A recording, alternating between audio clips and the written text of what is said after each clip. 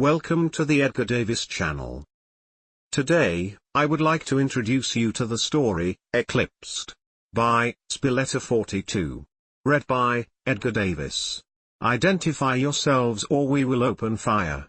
For the first time in 7 years, the Universal Translator didn't need to do its job. The hail was in Federation Standard. This is Captain Catherine Janeway of the USS Voyager, Janeway answered. I apologize for the method of our arrival. Try again, the voice said. The truth this time. Janeway exchanged a glance with Chakotay. I know we used a Borg conduit, but we are who we say. We have no hostile intentions. This is your final warning. We will open fire. Janeway signaled Harry to mute communications. Shields up. Ensign Jenkins, get us out of here. Let's see if we can't find someone a little more welcoming to talk to. Voyager rocked as the other ship opened fire. Janeway tightened her grip on her command chair. Evasive maneuvers. Go to red alert, but do not power weapons. Captain, we're being hailed by a second ship. Let's hear it. That you surrender immediately or you will be destroyed. 3 more ships have appeared on sensors, Captain. All appear to be Federation vessels and they are powering weapons. Harry, open a channel. Janeway met Chakotay's gaze briefly. This is Captain Catherine Janeway of the Federation starship Voyager. It seems we have a misunderstanding. The ship rocked again. 6 Federation vessels on scanners, Captain. 2 are Galaxy class. Shields at 60%. Another jolting blast. Overtaxed power conduits through sparks of protest. 3 more ships on long-range sensors. Shields at 30%. This is your final warning. Nearly 3 years earlier, stardate 52586.3. It's just jitters, B'Elanna said. I'm getting married in 3 hours, to Tom Paris no less. I'd still like to run a few tests. The doctor followed her into the turbo lift. It won't take long. Just let him, B'Elanna, it'll be faster than arguing. Harry, clearly not yet recovered from the bachelor party, tried to stifle a yawn. B'Elanna glared at him. You had to tell him, didn't you, Starfleet? Be reasonable, Lieutenant, the doctor said. Mr. Kim was right. You wouldn't want an undetected illness to spoil your honeymoon. An ounce of prevention is worth a pound of cure. And an apple a day won't keep me from rearranging your subroutines if this interferes with my wedding. The threat didn't bother the doctor. He'd heard similar threats before. He only cared about whether or not she came to sick bay. His tricorder readings made his holographic stomach simulate a knot that would have hurt, if he could have felt pain. I do believe you're coming down with a bit of a flu, Lieutenant. Since it's your wedding day, I'll refrain from making you suffer through it. How generous. I'll need to borrow a little of your blood, however, in order to speed this along. B'Elanna didn't protest nearly as strongly as the doctor might have expected, and even agreed to wait while he whipped up an antiviral serum. He peered through the microscope at the sample, and confirmed a fear he'd had for days. The entire crew would need vaccinations. Good thing he'd gathered a fairly large sample of sulfur on that last planet. If not for his unauthorized personal research, he pushed the long-term implications from his mind and got to work. Ouch. B'Elanna reached for her neck. That hyperspray is hot. Is it? The doctor felt the end of it. I hadn't noticed. Maybe I should run a diagnostic of your sensory subroutines. No. He ran a dermal regenerator over the slight burn on her neck. It's not a malfunction. In my haste I failed to check it. It was careless of me, Lieutenant, I apologize. He smiled. That should do it. If you still feel queasy in a couple of hours, let me know, and I'll give you something stronger. Despite the restrictive dress uniform, Catherine Janeway didn't feel the usual weight of her captaincy as she grinned at Tom and teased him about the end of his bachelor days. She felt privileged to stand here, basking in Tom's happiness. These were the moments that made life worth living. Chakotay appeared in the doorway, B'Elanna on his arm, and Catherine took a moment to admire him in his dress uniform before paying proper attention to the bride as the processional music began. Such joy, it seemed that she could feel her very cells vibrating with a delight that spread through the crew like thermionic radiation through molten hydrogen sulfate. She hoped they'd have more weddings in the weeks to come. What would it feel like to be in Bilana's place, ready to promise a lifetime of love and devotion? For a moment she pondered the sting of envy before happiness again dominated her mood. "I must admit I'm a little jealous of you two," Catherine told the happy couple after the ceremony. "A new life together," Bilana said. "I never thought that I would find love, and that it would make me happy." "There's that." Catherine grinned. "However, I was referring to your 2 weeks of holiday time. The fabulous Greystone Hotel, Chicago, circa 1928. Tom beamed with pride. "I've been working on it for months. I got the idea." The pilot eagerly described the program, but Catherine barely heard him. Her attention centered on Chakotay's warm touch against the small of her back. Even through the unyielding material of her dress uniform, his fingers sent a tingle up her spine. She wondered what those same fingers would feel like against bare skin, and weighed the possibility of luring him back to her quarters so she could find out. The chirp of Bilana's comm badge pulled her attention back to the moment. "Pardon the interruption, Lieutenant," Ensign Varick said over the comm system. "You asked to be notified of any anomalies that could relate to the new warp drive upgrades, and we have detected a fluctuation in a subsidiary injector port. On my way." "Oh no you don't." Tom caught her arm. "I've got plans for you that don't involve crawling around in a Jeffries tube." "Tom, this could be arguing already?" The EMH smiled at Bilana as he joined them. "Didn't take you long to mess up, did it, Mr. Paris? Hey. I'll be a half hour, tops." Bilana made another attempt to leave. "Bilana," Catherine said. "This is your day. Why not let someone else take care of this? I, for one, would be happy." "Seven and I will do it," the doctor said. "She's supposed to be filling in, and I'd enjoy a change of scenery." Not much scenery in a Jeffries. Tom then seemed to recall that the doctor's offer was to his advantage, and that he didn't especially care if it made any particular sense. "That's an excellent idea. You can make that our wedding gift. I'm sure that adjusting a subsidiary injector port will be nothing compared to the sabotage you managed on the Prometheus." Catherine suspected that the doctor had little interest in subsidiary injector ports and rather more interest in being alone with 7 of 9, but she approved the plan.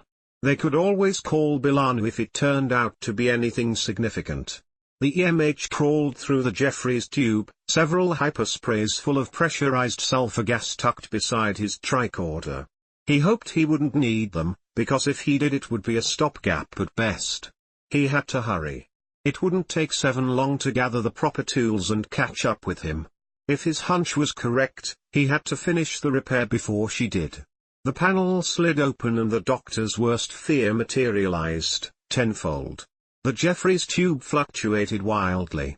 His tricorder told him that the entire section was losing molecular cohesion. He pressed the hyperspray against the bulkhead, waited for the floor to stabilize, and crawled further along the passage to release a second hyperspray. By the time he injected the ship a third time, his failing courage was whispering about site-to-site transports. Only the thought of 7 crawling through this section without knowledge of the danger sent him back the way he had come. Dinners with Catherine were events to be cherished, even when luck allowed him 3 in the same week. Chakotay delighted in the fact that lately she'd taken to dimming the lights and setting the table with flowers. Recently the food had been pretty good as well.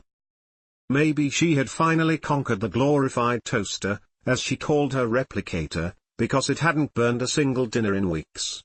Not that he ever truly minded when it did. He didn't care about the food, it was the conversation and the laughter that he loved. And her smile. There had been times on their journey when her smiles had been few and far between, but recently she seemed happier, energized, and full of life. That special smile she saved for drinking coffee had spread to other things. Sometimes when she looked at him lately, he could almost believe that she loved him, that she would let herself love him, even before the Alpha Quadrant. At times like that he almost dared take the chance and make the first move. He wondered if maybe she was waiting for him, and not for the sight of Earth on the view screen. In his dreams he was bold enough to find out, and in his dreams he escaped disappointment, at least until he woke up alone, but he didn't quite have the courage to gamble with their relationship in reality.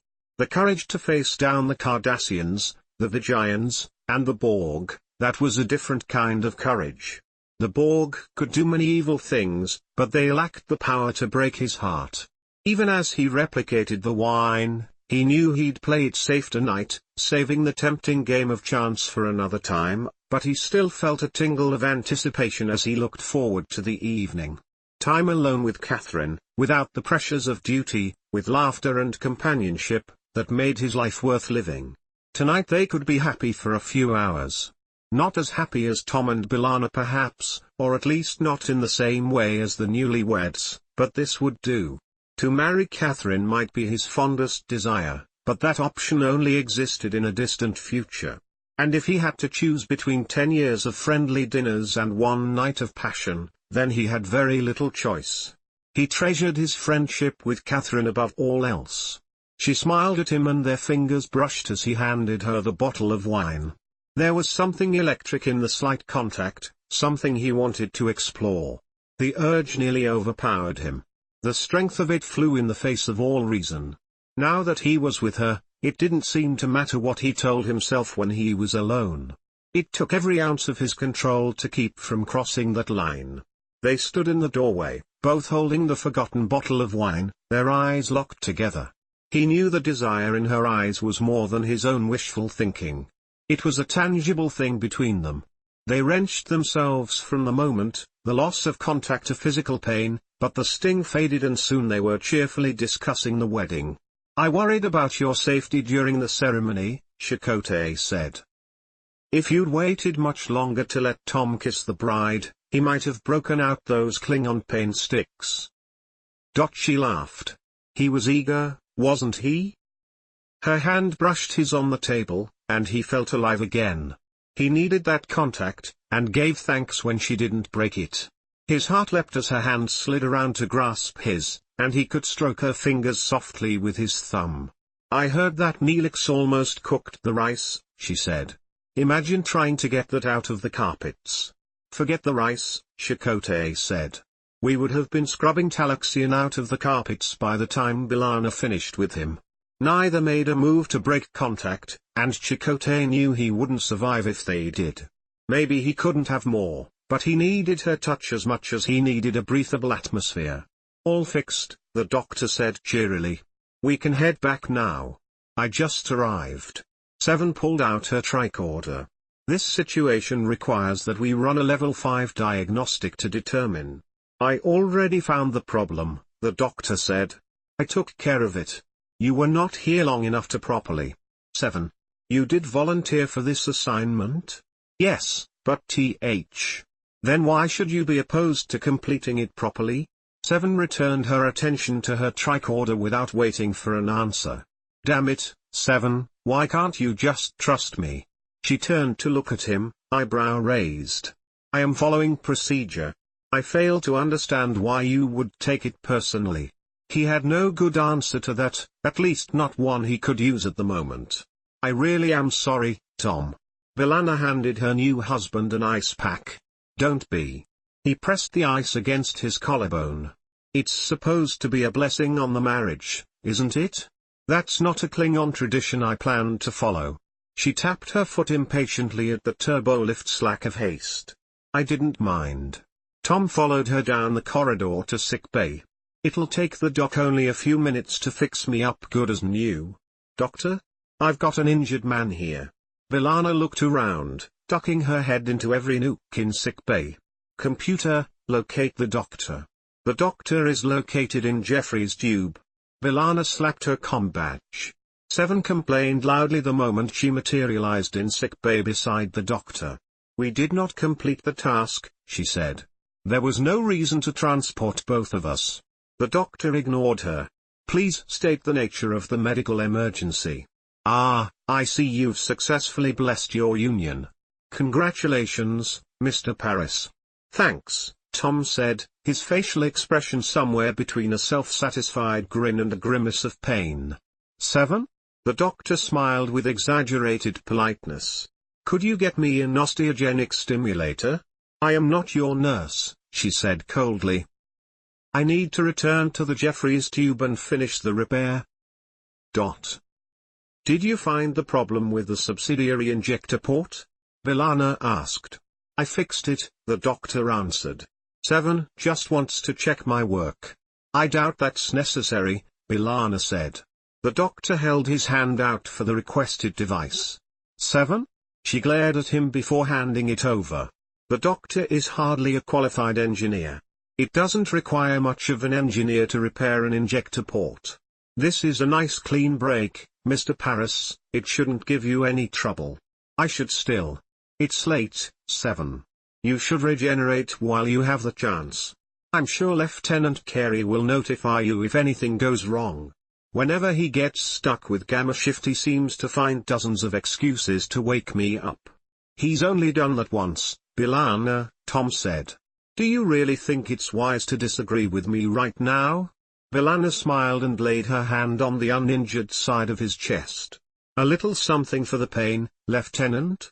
The doctor pressed a hypospray to Tom's neck. I promise you won't notice any unwanted side effects. You mean other than a third-degree burn? Tom grabbed his neck. The doctor ran a regenerator over the spot. You're fine. Go enjoy your honeymoon. And 7, you really should regenerate if you wish to be at your best in the morning. I assure you I will be fully prepared to function at maximum efficiency. An adequate amount of time for regeneration will remain after I check the subsidiary. 7, for the love of Carles, it's an injector, not the warp core, go to bed. Bilana grabbed Tom's arm. That's certainly where I'm heading. Catherine pressed her thigh against Chakotay's as she sat beside him on the couch. The warmth of his legs somehow made her shiver. It seemed a strong reaction to such simple contact. She wanted more. She had wanted more for years, but lately the temptation seemed more urgent somehow, and protocol seemed a foolish reason for delay. Their circumstances required certain adjustments, and it was high time that they made them. Chakotay would agree. The way he'd held her hand at dinner told her everything she needed to know. She reached over and laid her hand on his knee. I think we need to talk, she said. It occurred to her that perhaps she should have started the conversation before touching his leg. She could barely hear her own thoughts over the pounding of her heart. He didn't seem aware that she had spoken. She heard his quick intake of breath as her fingers stroked the inside of his knee, and when she turned to look at his face, she saw that his eyes were closed. Chakotay, we need to talk. His eyes opened. No, he said. We don't. The kiss overwhelmed her senses, the warm press of his lips sending waves of joy all the way to her toes. She slid her fingers into his hair, pulling him closer still, and together they sank back against the couch cushions.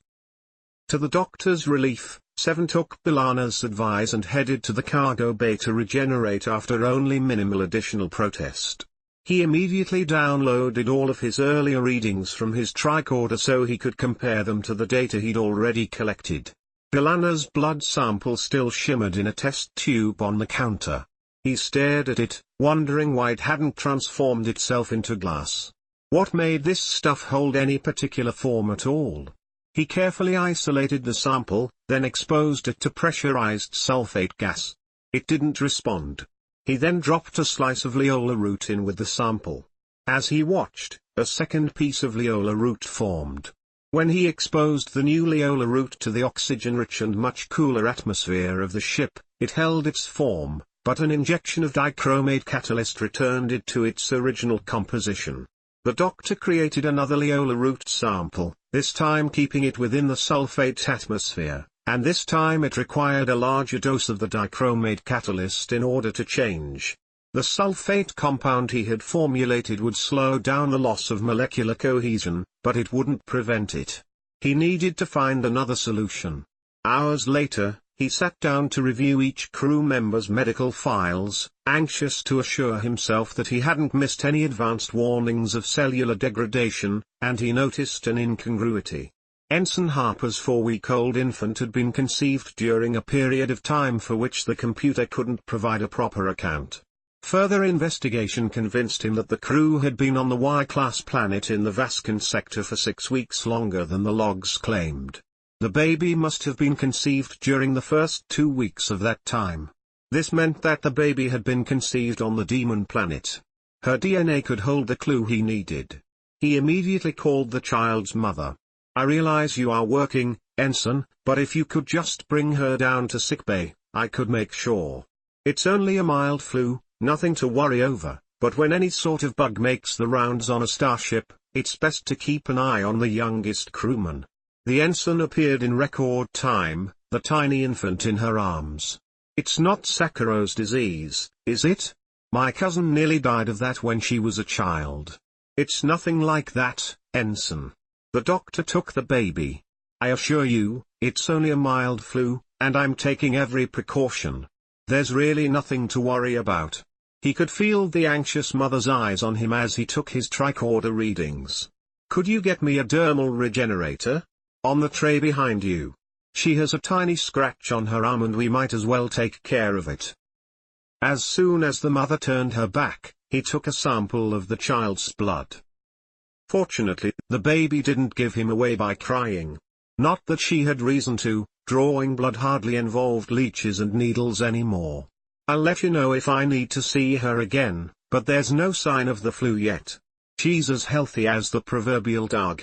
"Lunch?" Catherine asked. "Certainly, Captain." Chakotay rose to follow her. The moment the ready room doors slid closed, he pulled her into his arms. "We're on duty," she said. "We're at lunch." He kissed her thoroughly. "We can't. No rules, Catherine. We're not going to complicate things by worrying about whether or not Starfleet would approve every move we make. If we're alone, then I can kiss you. We need some parameters." "No, we don't. We need common sense, and we have that. We're both smart enough to know that making love in the ready room isn't a very good idea, even without a committee of admirals to explain it to us." She smiled crookedly at him. "You're dismissing one of my favorite fantasies, you know." "That couch is far too narrow," he said. "Not the couch." She kissed him softly. "The desk." He chuckled. "My common sense is telling me that we'd better go have lunch in the mess hall."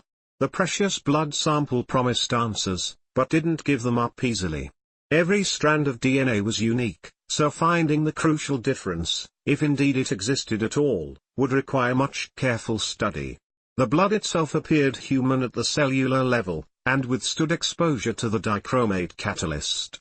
All of the expected chemical components of human blood were present. He began a molecular analysis of each individual element. "It is inappropriate for you to summon my staff in the middle of a shift," Seven said. The doctor would have jumped out of his skin if it hadn't been holographic. "It is customary to greet a person when you appear in their workplace unexpectedly. Starfleet regulations clearly state that routine medical visits are to be scheduled in such a way that they do not interfere with the operation of the ship." He snorted. "I'm sure you managed the half hour with one less ensign." "That is hardly the point," Seven said. "As the situation lacked urgency, you should have used proper channels. I'll try to do better next time." He removed the tiny vial of plasma from the centrifuge. Momentarily absent ensigns aside, "Did you enjoy your first day as acting chief?" "I was not there to enjoy myself, Doctor. But I suspect you did." He peered at the plasma sample through the microscope, then switched on its view screen. "Computer, increase magnification." His eyes didn't leave the image as he reached for his tricorder. "I believe that an apology is customary." "Oh, that's quite all right." He barely glanced at Seven before comparing his readings to the last set. "As I just explained, it was not quite all right. The structure of this carbon." He turned to another console and pulled up a diagram of a molecule of hydrogen sulfate. "I believe that eye contact is customary. Seven, could I ask you for a favor?" He glanced in her direction and noticed that she appeared displeased. "Would you loan me a sample of your blood? I'd use my own, but of course I don't have any." "Doctor, Your behavior in the past 24 hours has been erratic. I believe you should run a diagnostic. I'm fine. 7. Roll up your sleeve. If you don't consent to a diagnostic, I will go to the captain. The captain? He tried to cover his panic with a veneer of amused surprise. Why would you do that? You are clearly either hiding something, or malfunctioning, or both. I assure you, I'm not malfunctioning. My program is as fit as a Vulcan lyre. Then you are hiding something. She raised an eyebrow. Well, if you must know, yes, there is a situation, and it is best if I keep it to myself at this time. If there is a situation, then the captain should be notified. It is my job as chief medical officer to act in the best interests of this crew. I assure you, that is what I am doing. I will require more than that to convince me. The work would go faster with her assistance, and her physiology differed from that of the rest of the crew. Emotional stress would hasten the onset of acute cellular degradation in an ordinary humanoid, but 7's Borg implants would keep her emotions under control. 7 had a better chance of dealing with the news than other members of the crew. I'm waiting, she said. He sighed. I'll explain, but I'd better start at the beginning. The fabulous Greystone Hotel had its advantages, Bilana decided. It didn't have sonic showers or replicators, but it did have room service and a sinfully large bathtub. She stretched out in the steamy water, sighing as Tom rubbed the tension from her shoulders. Whatever little crisis had come up in engineering today was entirely 7's problem, and it felt wonderful. So did Tom's lips on her neck. Lucky I dodged that flu, she said. Maybe I should thank Harry for sicking the doctor on me. Flu? Tom nipped at her earlobe. Just before the ceremony, Bilana said. I thought I had a case of, hey, watch it. Sorry, too hard? That must be where he burned me with the hyperspray. You too? That's weird. Bilana twisted to look at her husband. He did that to you, too? I got suspicious about 4 days ago, the doctor said. My personal experiments were giving me inconsistent data. The symptoms that Lieutenant Torres displayed not only confirmed my hypothesis, but also indicated that there's a real danger. What experiments were you conducting? 7 asked. I kept a sample of the silver blood. I've never encountered a substance so malleable, especially on a molecular level, and I thought I could find a way to use it to create a body for myself. 7 looked at him as if he'd just expressed a desire to transform himself into a Danubian slime devil. But why would you wish to be organic? Being human comes with many inconveniences. Maybe, but to truly be alive, to be able to eat and sleep and make love, he stopped, horrified at having revealed too much. 7 didn't seem ruffled by his statement. You are capable of having sexual relations now. Making love is about more than the act of sexual intercourse. It's about falling in love, and caring for someone, and joining your life to theirs. It's about sharing and commitment. I can't do that now. I can't expect a woman to settle for a man who isn't even real. You are as real as any other crew member, as you've said yourself on numerous occasions. I fail to see how this woman you speak of would suffer from your lack of organic matter. There are limitations, he said. The mobile emitter, the fact that we couldn't share a meal or a bottle of wine, the way other people perceive a hologram and would react to someone who married one. I want you to have a normal life, and that's not something She stared at him. Me? You were doing this for me? Yes, he admitted after the silence had stretched well past being simply uncomfortable. I have feelings for you, 7. I know it's not appropriate. I hope this won't. I prefer your current form. She laid her hand on his arm and kissed his cheek. Now I believe we have work to do. We should have done this years ago, Catherine said. I should have known you'd be good at it. Of course. Chakotay sent his fingers dancing over her skin. I have you to inspire me. She came to life under his touch, and everything felt different now. Better. She remembered previous happiness as if she'd read about it in a book, while each vivid moment with Chakotay filled her with elation. A little lower. She groaned out loud as he hit the right spot. Even your knots have knots, he said, rubbing harder. Just what did you do today? I gave 7 a hand in engineering, and checked out that injector port that the doctor repaired. And was his work satisfactory? Apparently. It's working perfectly. I'm not sure we should be pleased about that, Chakotay said. He'll be bucking for chief engineer. Catherine laughed. At least the warp core won't complain about his bedside manner. She rolled over. Now lay down, it's your turn. The intensity of his gaze set her heart racing. I think I'll skip the massage, he said. There's something I'd like better. He pressed her back against the sheets and kissed her until she could no longer form a coherent thought. Look at this. 7, I've found it. He looked up from the microscope and gestured for her to join him. It's not in the baby's DNA at all. It's in her RNA. 7 peered through the microscope. So her mitochondria are maintaining the carbon structure we observed? That would explain the delayed symptoms in the crew. The silver blood must have used existing mitochondria from the other. If those mitochondria had experienced a less complete adaptation. 7, I'll need another blood sample. While the doctor arranged the specimens, 7 programmed the computer to run a more detailed analysis on the RNA. The specific differences between the 3 samples could provide a treatment. Can you encrypt the files? The doctor asked. If someone were to accidentally stumble upon this before they've received the treatment. She considered this. Encryption could draw attention. When we are finished, we'll download the results onto a pad and overwrite the original file with a diagnostic of your subroutines. Sickbay overflowed with growing cultures of mutated mitochondria, the descendants of those harvested from the Harper baby. The doctor felt a little guilty about repeatedly worrying the child's mother, but he reminded himself that he had over 140 lives to save. Ensign Harper would forgive him if she learned the truth, provided he cured her first, of course. If she learned the truth while still at risk, he felt certain that the increased emotional distress would cause a rapid deterioration. The crew couldn't learn that they weren't real. The knowledge would kill them as surely as a phaser blast. Even once the danger passed, he feared how the crew would deal with the knowledge. Perhaps they shouldn't know at all. He slipped into the galley, not bothering to call for lights. He didn't need to see to find the Leola route. Aha! I knew I'd catch, Doctor. Neelix appeared from behind the cupboard with a hand lamp.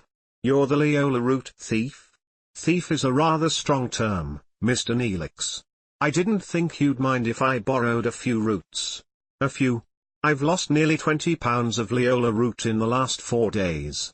I couldn't serve creamed Leola root with my dumplings yesterday. A fact for which I'm sure the crew is most grateful. Now if you'll excuse me. I most certainly will not excuse you. I need that Leola root. So do I. You'll just have to find another way to inflict culinary horror upon the crew. I'm quite sure you'll manage. He left Neelix red-faced and stuttering, and returned to sickbay. I'm not having this conversation right now, Chakotay, Janeway said. We don't have time. He blocked her path to the door. Make time. We have a staff meeting. That's hardly urgent. He treated the chronometer to a pointed glance. You can spare at least 10 minutes, and I only need 5. We agreed that we'd keep this from having a negative effect on the ship. If there's a red alert, I'll be the first to let this drop. 5 minutes, Catherine. Of course he was right, but admitting it would make for poor tactics. She glared at him. We'll talk about this after we've taken care of ship's business. That means after our shifts, and not 1 minute sooner. She stepped around him. He caught her arm. I love you, Catherine, and that will never change, but I won't let you walk all over me just because you're used to having your own way. She froze. What are you saying? This is a period of adjustment for us. We need to work out these little disagreements, or they'll turn into big ones. After our shifts, she said. We'll lay out some parameters. That should keep us on track. Parameters? Catherine. Later. Did you enjoy your honeymoon, Lieutenant? B'Elanna looked up from her pad. Another social lesson? Feigning interest in a co-worker's personal life for fun and profit? 7 appeared puzzled. I apologize if my question was too personal, I merely wished to know if you found the experience pleasant. I did. Bilana sighed. Thanks for asking. Unfortunately, 2 weeks away produced a hell of a lot of reading. I suggest you only read the summary I provided. Everything worthy of your attention is highlighted. I'd rather judge for myself, Bilana said. I need to take a look at that injector port that malfunctioned. Were there any similar problems? Do you think the new warp core modifications had anything to do with it? No, Seven said. I do not believe they were connected in any way. Good. I have to schedule the doctor for a complete diagnostic, and then. I already did that, Seven said. I can provide you with the results. Please do, Bilana said. Tom noticed that he seemed a little off his game, and I feel a little guilty for not checking him out right away. I was a little distracted. Seven failed to reply as Bilana expected. That is perfectly understandable. No harm done. Janeway watched her crew file out the door. The staff meeting hadn't lasted long. Nothing had changed significantly in the last week, except that Tom and Bilana were back from their honeymoon, and the doctor very much wanted to inoculate the crew against a minor influenza virus, something he considered of vital importance in what almost seemed a deliberately casual way. She'd have to check on his last diagnostic. Perhaps something from one of Tom's more baffling horror novels had leaked into his matrix. Neelix lingered behind. Captain, if I might have a word with you, well, there's a situation I'd like to discuss. Of course, she said. What's on your mind? It's the doctor, he began. The other night. His comm badge beeped. Mr. Neelix, please report to sick bay. I'm rather busy at the moment, Neelix objected. Could you wait? Susan would like you to be here. Did something. She's quite all right, Neelix, but you really should be here. Right away. My apologies, Captain. Neelix disappeared before she could say a word. She hoped that Lieutenant Nicoletti hadn't been injured, but trusted the doctor would keep her informed of anything serious. Janeway settled down at her desk with a cup of coffee and started to prioritize the items on her agenda. The door chimed. Come. Chakotay entered, a pad in his hand. I have a proposal to expand Tom and Bilana's quarters. No, she said. I'm not wasting resources by moving walls around. At least look at the proposal, Captain. She snatched it from his hand and tried not to roll her eyes. You want to give Tom's quarters to Mortimer Harron? He's requested different quarters before, and then we could take down that wall. No, she repeated. Why not? I don't see the need.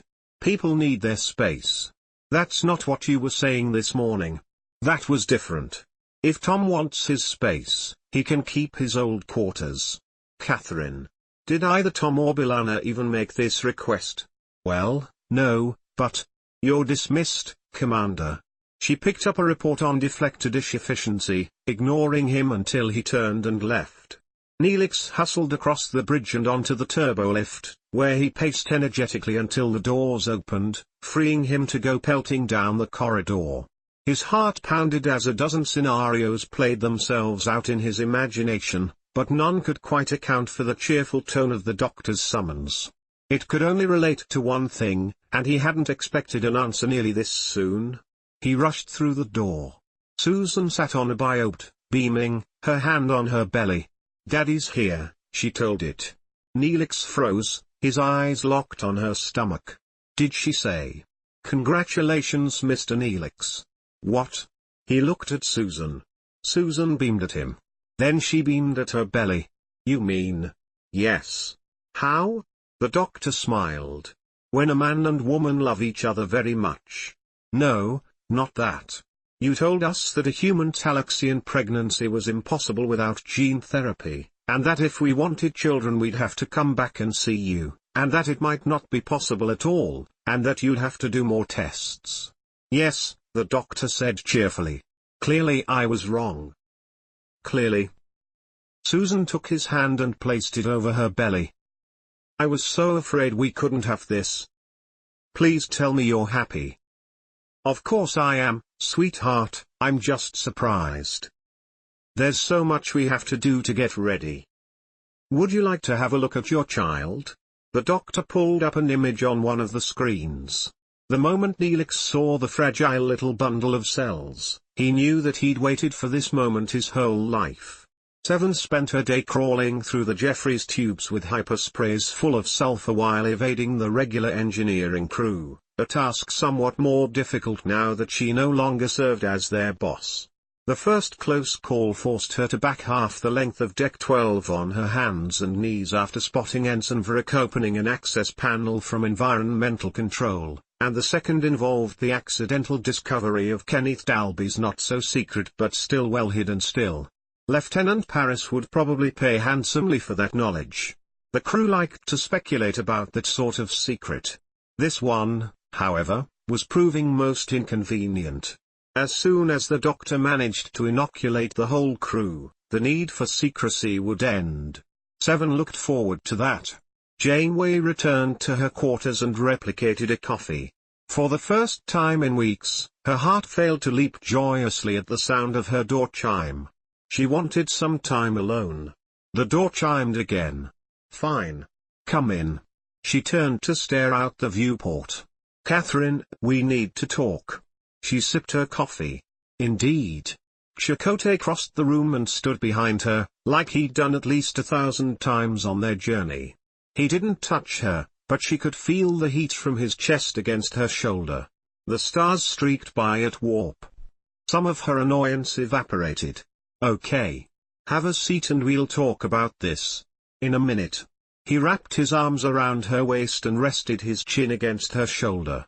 This is what I've always wanted, the freedom to hold you in my arms. Her eyes drifted shut and she wondered how she'd waited for this for so long. Now, he said softly, why do you feel the need to sneak out of my bed every night, and come back here alone? She sighed. Chakotay, we can't both sleep in the same quarters. What if the ship gets attacked? He chuckled and she turned in his arms to glare at him. I'm not kidding. They could trap us both. And what if something happens when we're having dinner, or making love, or when the whole senior staff is gathered in the briefing room? If any of those things happen, then at least we'll be awake, and alert enough to react to the situation. He smiled at her again, and his obvious amusement sparked a flash of anger within her. She pushed away from him. This is serious, she snapped. There's a reason the captain and first officer are always assigned quarters that are separated by at least 100 meters. So is this one of the parameters you'd like to establish? That we can make love, but afterwards we have to sleep 100 meters apart? I don't see why it bothers you so much. It's just sleep, and I'm only trying to be practical. He stepped closer to her. I always assumed that once we were together, I'd get the privilege of waking up beside you every morning. I just have to come back here to get dressed, and we see each other at breakfast, so I don't see the difference. Chakotay sighed. I guess you wouldn't. Explain it to me. I want to share my life with you, Catherine. All of it. I want to fall asleep holding you in my arms, and I want to know what you look like first thing in the morning. Maybe when we get back to Earth, but out here. Maybe? I didn't mean it like that. Catherine. Look at me. He looked serious. When you think about your future, am I in it? Of course you are, Chakotay, I love you. I'm just trying to be practical. Tell me something. When you were with Mark, did you go home every night? Yes, she said. Usually, we both had places to be the next morning, and it was just easier. You were engaged, he said. Where were you planning to live once you were married? It never came up. Catherine, did you even set a date? No, there was too much up in the air. We were going to choose a date when things settled down, and then. I see. He took her hands. Now, why are you really coming back here alone every night? She studied his face, failed to figure out what he was thinking, and shrugged. I think that you're used to your independence. Sometimes you'd rather sit up until 0300 hours with a book than get any sleep, and you don't want anyone telling you that you shouldn't. Am I right? Maybe. You don't want to disturb anyone with the lights, or wake them up if you decide to play some music. She nodded. It was true enough, if not complete. And maybe you feel a little trapped when you have to disengage from someone's arms if you need to get out of bed in the middle of the night. I don't want to smother you, Catherine, and if you do wake me up at night, I can always just roll over and go back to sleep. You make it sound so simple and easy. So, are you willing to stay the night? The whole night? Chakotay, it's not that easy. We still have to think about the ship's safety. He cut her off. The next time you set foot in my bedroom, you'd better bring a toothbrush. I want more than just an affair with you, Catherine. He headed for the door. I'll talk to you later. I promised Bilana a game of velocity. She watched him go and sank down onto the couch. She'd always known that a relationship with Chakotay would prove challenging, especially in the Delta Quadrant. Look, I know how you feel, old man, but she's going to make you wait until we're home. Either give it up or suck it up. It's not that. Chakotay hit the target, sending it back her way. We've made progress recently. Significant progress, but the woman is exasperating. Bilana dived for the shot and laughed. I married Tom Paris. I'll match your exasperating and raise you an infuriating. Just one? Face it, Chakotay, we fell for Starfleet brats. She rolled, her eyes on the target. They're pretty good at getting what they want, they just aren't always clear on what that is. We have to be patient with them. You're recommending patience? He fired, striking the target squarely. I never thought I'd live to hear that. Well, with Tom I find that a healthy dose of fear doesn't hurt either, but I'm betting the captain's harder to scare. Tom grinned at Harry. You will not believe what I overheard today. Is it about Chakotay and the captain? No, better. Can't be better, Harry said. Okay, not better, but a heck of a lot more surprising. So, tell me. Lieutenant Nicoletti is pregnant. Harry shrugged. So, aren't you even curious? About? Harry watched Tom roll his eyes in exasperation. Oh. Who's the father? Neelix. Harry choked on his mocha. That's more like it. Tom passed his friend a napkin. The EMH held his simulated breath as he watched the cells under his microscope. If this went well, he could begin treating the crew within hours. Over the last few weeks, he'd treated 16 individuals for the same symptoms Bilana had experienced. He expected that number to climb sharply if he didn't find a permanent solution. This had to work. He activated the modified transporter. The mitochondria under the microscope disappeared. Moments later, their replacements shimmered into existence. Was the test successful? Seven asked. So far, he said. We'll know more in a few minutes. For once, he was grateful to be a hologram. He couldn't afford to blink. One of the cells started to divide. This was the proverbial it. Mitosis has begun, he said. If this isn't going to work, we'll know in a moment. The nucleus grew broader, then began to develop that pinched look in the center. The surrounding material did the same, and the cell split neatly into two. Begin the scan, he said, still watching the cells. He heard the light tapping of Seven's fingers on the console, and the telltale beep. None of the mitochondria present in the sample matched the original RNA pattern, Seven said. It would seem that the test is successful. The doctor let his simulated breath escape in a rush. Good. I want everyone assigned to Gamma Shift to report here before going on duty. When will you be informing the captain? I'll worry about that after everyone has received treatment. I cannot continue to maintain the ship's molecular cohesion without assistance. My other duties are suffering.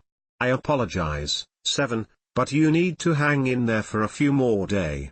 Doctor, I must protest. Her voice contained an unmistakable edge. I do not feel that my ability to hang in there will prove adequate. For the first time, he looked up from the microscope and met her gaze.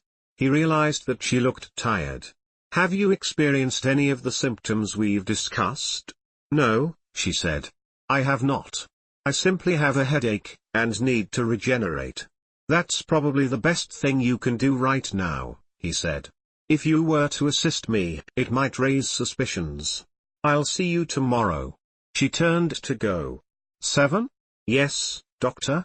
Sweet dreams.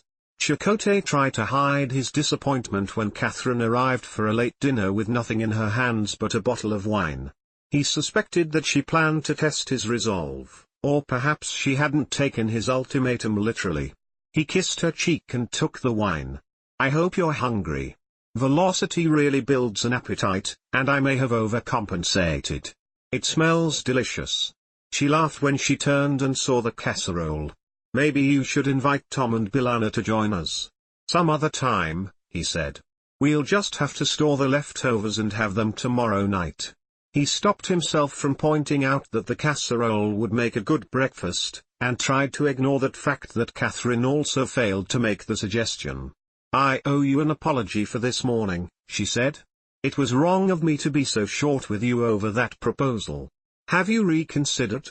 I gave it more thought, but I'm not changing my decision. There are better ways to spend our resources right now. He nodded. It's your decision to make. If they decide to have children, then we'll consider the options again. Fair enough. How do we do this, Chakotay? How do we keep our personal lives from impacting on our command? He laid his hand over hers. Practice. I was distracted all day today, she admitted.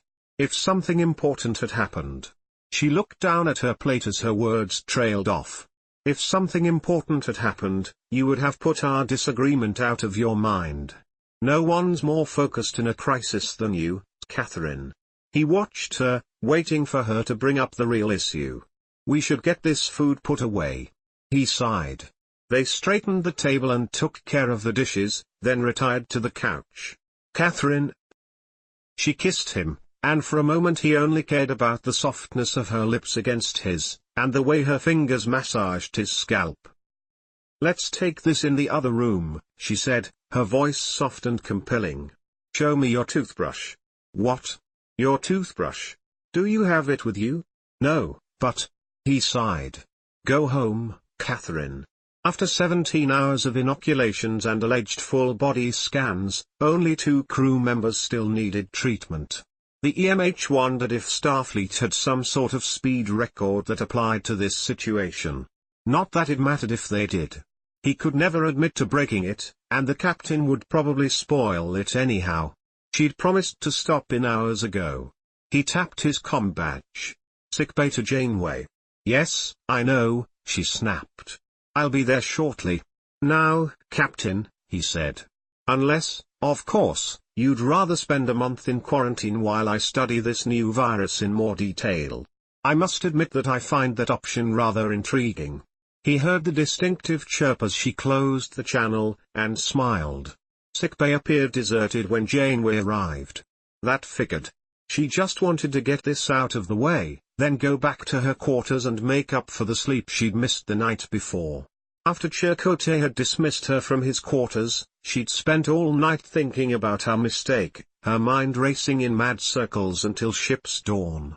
She'd skipped breakfast, and so far she'd managed to avoid him, but they had to find a solution.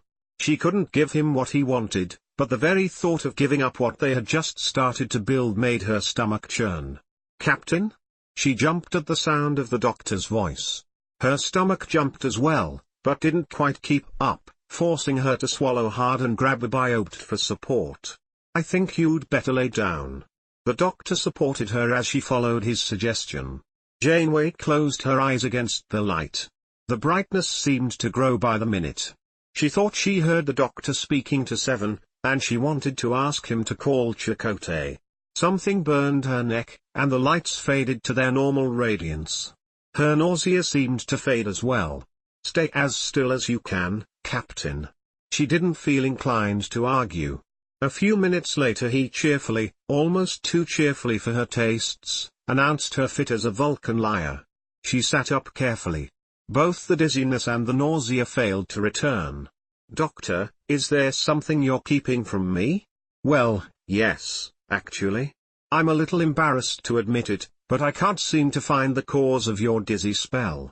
I suspect that my sleepless night just caught up with me, she said. Have you not been sleeping well again? Just last night. Any unusual stress in the last day or so? Yes, she said. You could say that. He nodded. I know you'll argue if I ask you to stay for observation, he said. I would like you to stop by after dinner for another scan, however, and report any symptoms immediately. If you do develop this flu, I think you'd find it rather inconvenient. Of course, she agreed. How are the inoculations going? Very well. You're one of the last. I'll expect a full report, she said. Right now, I think I'll just head back to my quarters and see what I can do about my lost sleep. The doctor retired to his office and sank into his chair. He'd come dangerously close to losing the captain. The fact that his prediction regarding stress as a catalyst had proven correct served as little comfort. For a moment, he wished his holographic stomach could hold a drink. Seven emerged from the lab. How could you lie to the captain like that? He sighed. I've been lying to patients all day. I agree it's ethically questionable, but my primary responsibility is to save their lives. I had no choice. How long until you tell them the truth? At least a few more days. That is not an acceptable answer. I require assistance with the... Lieutenant Nicoletti, I hope you're feeling well? Just fine, she said. Better than fine. I've never been happier. Glad to hear it, the doctor said with enthusiasm. He beamed at his patient, and tried not to think about his concerns. I'd like to start with a full-body scan, so if you could just make yourself comfortable and try to remain as still as possible, that would be helpful. He helped her onto a bioped. The procedure would be much more difficult in this case. The tiny embryo was barely more than a zygote, and he feared upsetting the rapid cell division within it.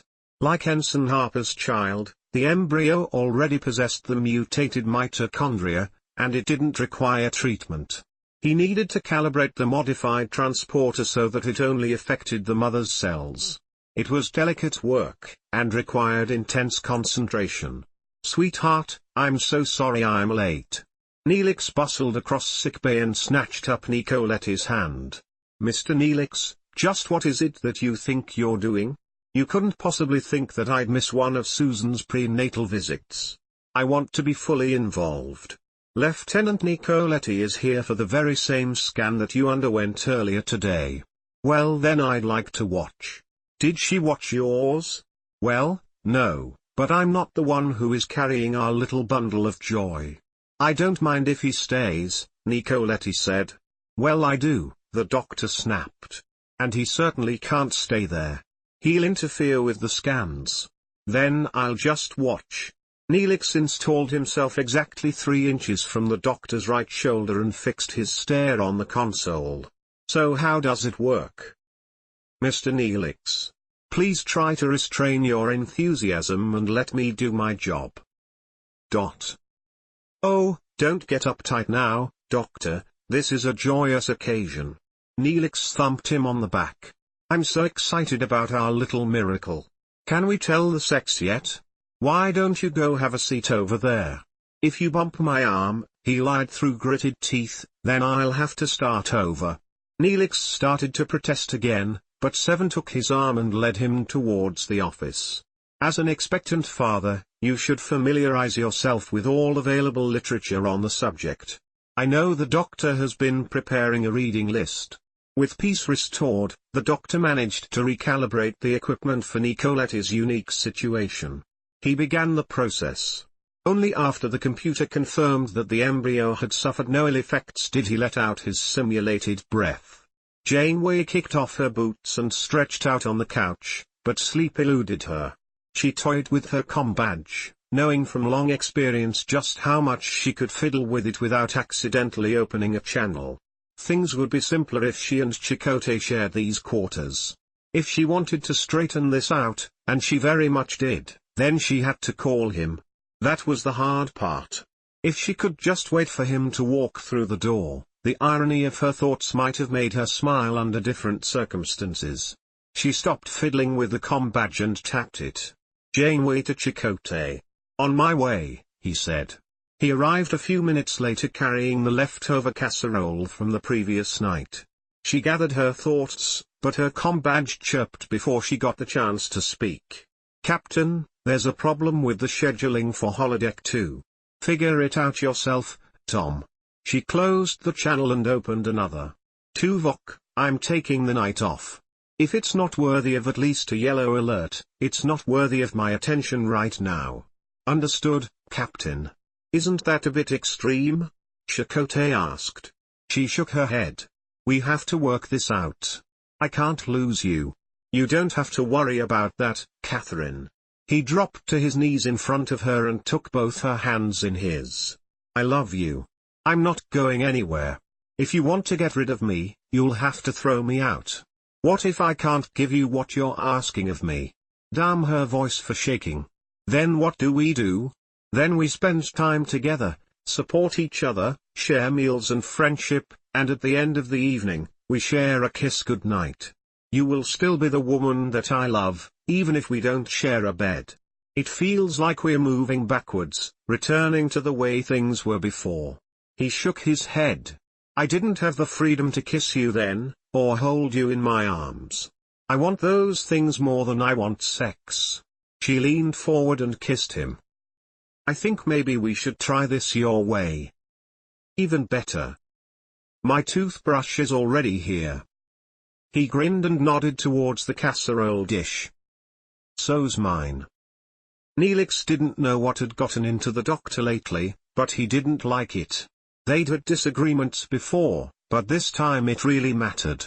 He had a baby on the way, and if the doctor wasn't going to show his patients a little common courtesy, then maybe it was time for a change. He slapped his comm badge. "Neelix to Captain Janeway. What may I do for you, Mr. Neelix?" "Tuvok? I want to speak to the captain. The captain is unavailable." "What seems to be the trouble?" "This really is a matter for the captain." "Is there some sort of crisis?" "The captain isn't ill, is she? I could make her some soup." "Her health is fine, Neelix. Now what can I do for you?" He already knew exactly what Tuvok would have to say regarding the doctor's personality, or lack of one. "It'll keep until the captain is available." Indeed. Ensign Varric realized that Ensign Lysa Campbell was smiling at him again. This had occurred with increasing frequency since he danced with her at Bilana's wedding reception. She had described the entire ceremony to him, since his duties in engineering had kept him away during the wedding itself, and lately she had included a number of references to Klingon pain sticks in their conversations. Why so serious? She sat across from him and sipped her drink. Half of their conversations began with this question. He felt no particular need to answer it. "Good evening, Lysa." Seven's headache continued to increase in severity even after it started to affect her eyesight. She finished securing the ship's molecular cohesion with the sulfur compound and headed back to the cargo bay to regenerate. The doctor had to tell the others the truth now. Their emotional responses no longer posed a threat. She would go to the captain herself if he refused, but first she needed to regenerate. She stepped into her alcove. "Computer, initiate regeneration cycle." Nothing happened. "Computer, initiate regeneration cycle." Unable to comply. Her heart began to beat a little faster as she picked up her tricorder and scanned the alcove. Everything seemed to be in working order. It had received the same treatments as the rest of the ship. "Computer, run a diagnostic of Alcove 01. Diagnostic complete. Alcove 01 is operating within normal parameters." Seven swallowed hard and turned her tricorder on herself. She slapped her comm badge. 7 of 9 to the doctor. Everything grew warm and the cargo bay started to spin. The floor tilted, striking her, and it went dark. The doctor slapped his mobile emitter into place and rushed to the cargo bay. He found 7 on the floor, and he was sure that his hands shook as he checked her vital signs. She had a pulse, although it was weak. Her cortical node was failing.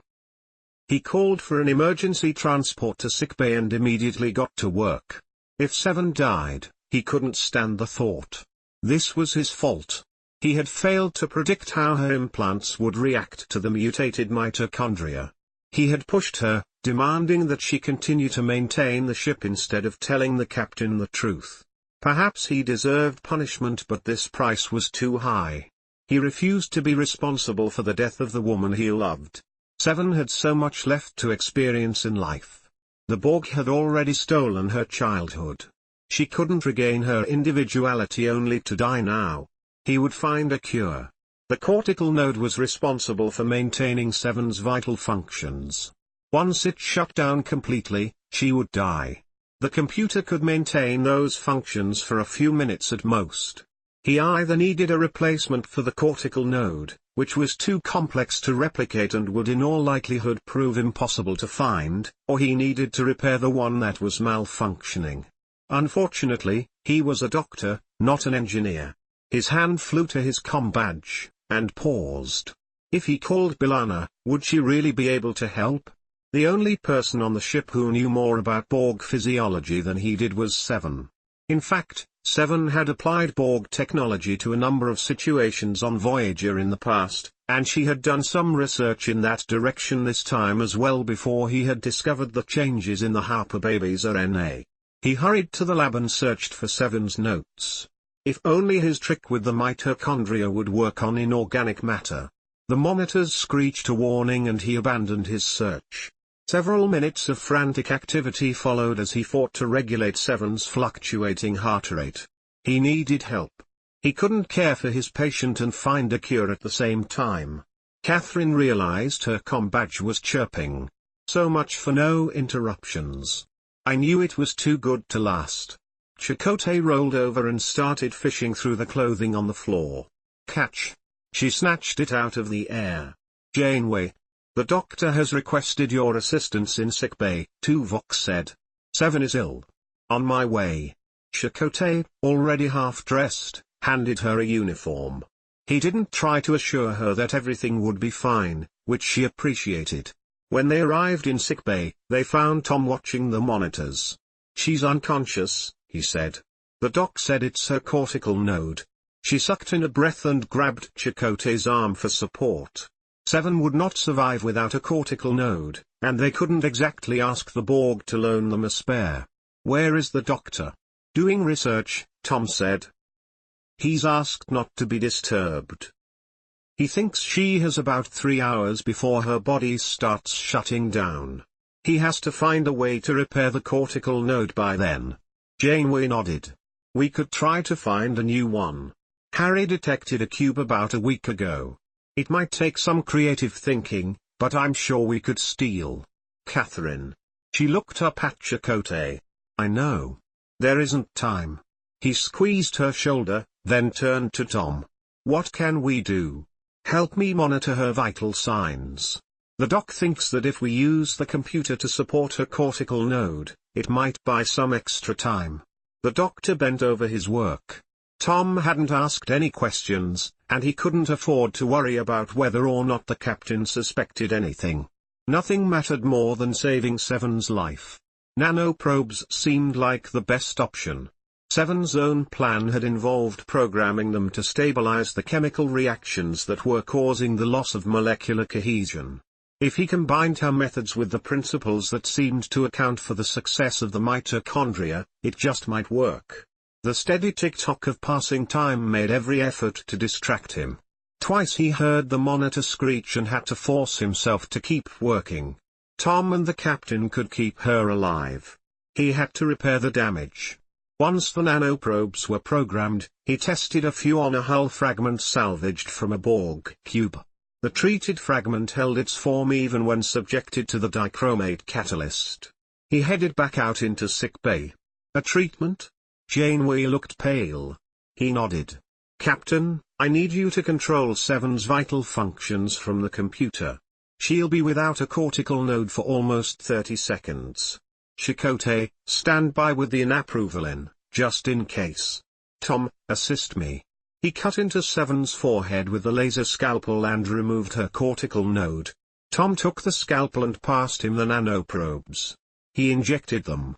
For 10 long seconds, he held the tiny device, fearing that it could melt into nothing, stealing away Seven's chance at life. Then he slipped it back into place. "It's working," Janeway reported. "Her vitals are stabilizing." He swallowed hard and started breathing again. Tom thumped him on the back. "I never doubted you, Doc. Not for a second." The moment the door slid closed behind them, Janeway turned to Chakotay and wrapped her arms around him. "We could have lost her." "I know." He held her tightly. "Thank you," she said. "Thank you for being there, and thank you for not trying to tell me that everything would be okay. I wasn't sure it would be." He stroked her hair. "One thing I'll never do is lie to you. Now, what do you say we go get some sleep?" "Sounds good." They settled down together for what remained of ship's night, and she decided that she might not miss sleeping alone all that much after all. The doctor stood beside Seven's biobe and watched her breathe. He'd treated all of the equipment in sickbay with the nanoprobes, but he kept returning to this spot. She stirred and her eyes opened. "Doctor? Welcome back." He smiled and touched her hand. "How are you feeling?" "I feel like I have failed to regenerate for several days." "What happened?" "Just a little trouble with your cortical node. Nothing to worry about now. It failed to interface with my alcove," she said. "The rate of molecular deterioration must have increased." "It's repaired now," he said. "I programmed some nanoprobes as you had suggested in your research." She asked him a number of technical questions before he finally convinced her that she could safely regenerate. He walked her back to the cargo bay and monitored the beginning of her regeneration cycle. Then he returned to the lab to program more nanoprobes. "Lieutenant Torres will ask questions," Seven argued. "It would prove easier to reveal the truth. This deception no longer serves any purpose. Seven, I don't think you fully understand how the crew is likely to feel when they learn the truth. This is something that needs to be handled very delicately. I doubt their feelings on the subject will remain relevant if Voyager loses molecular cohesion and disintegrates. That won't happen now that we've found a solution. We just need to inject the nanoprobes into key parts of the ship and let them do their job." "I will assist you," Seven said. "However, if you fail to inform the captain within 1 week, I will do so myself." "That's all I'm asking," he agreed. "Just give me time to prepare a full report, and she can choose when to inform the rest of the crew. 1 week should prove adequate." The doctor agreed. "Captain." Something in the tone of Harry Kim's voice made everyone on the bridge take notice. "I'm detecting quantum fluctuations 1 light-year away, at bearing 019, Mark 10.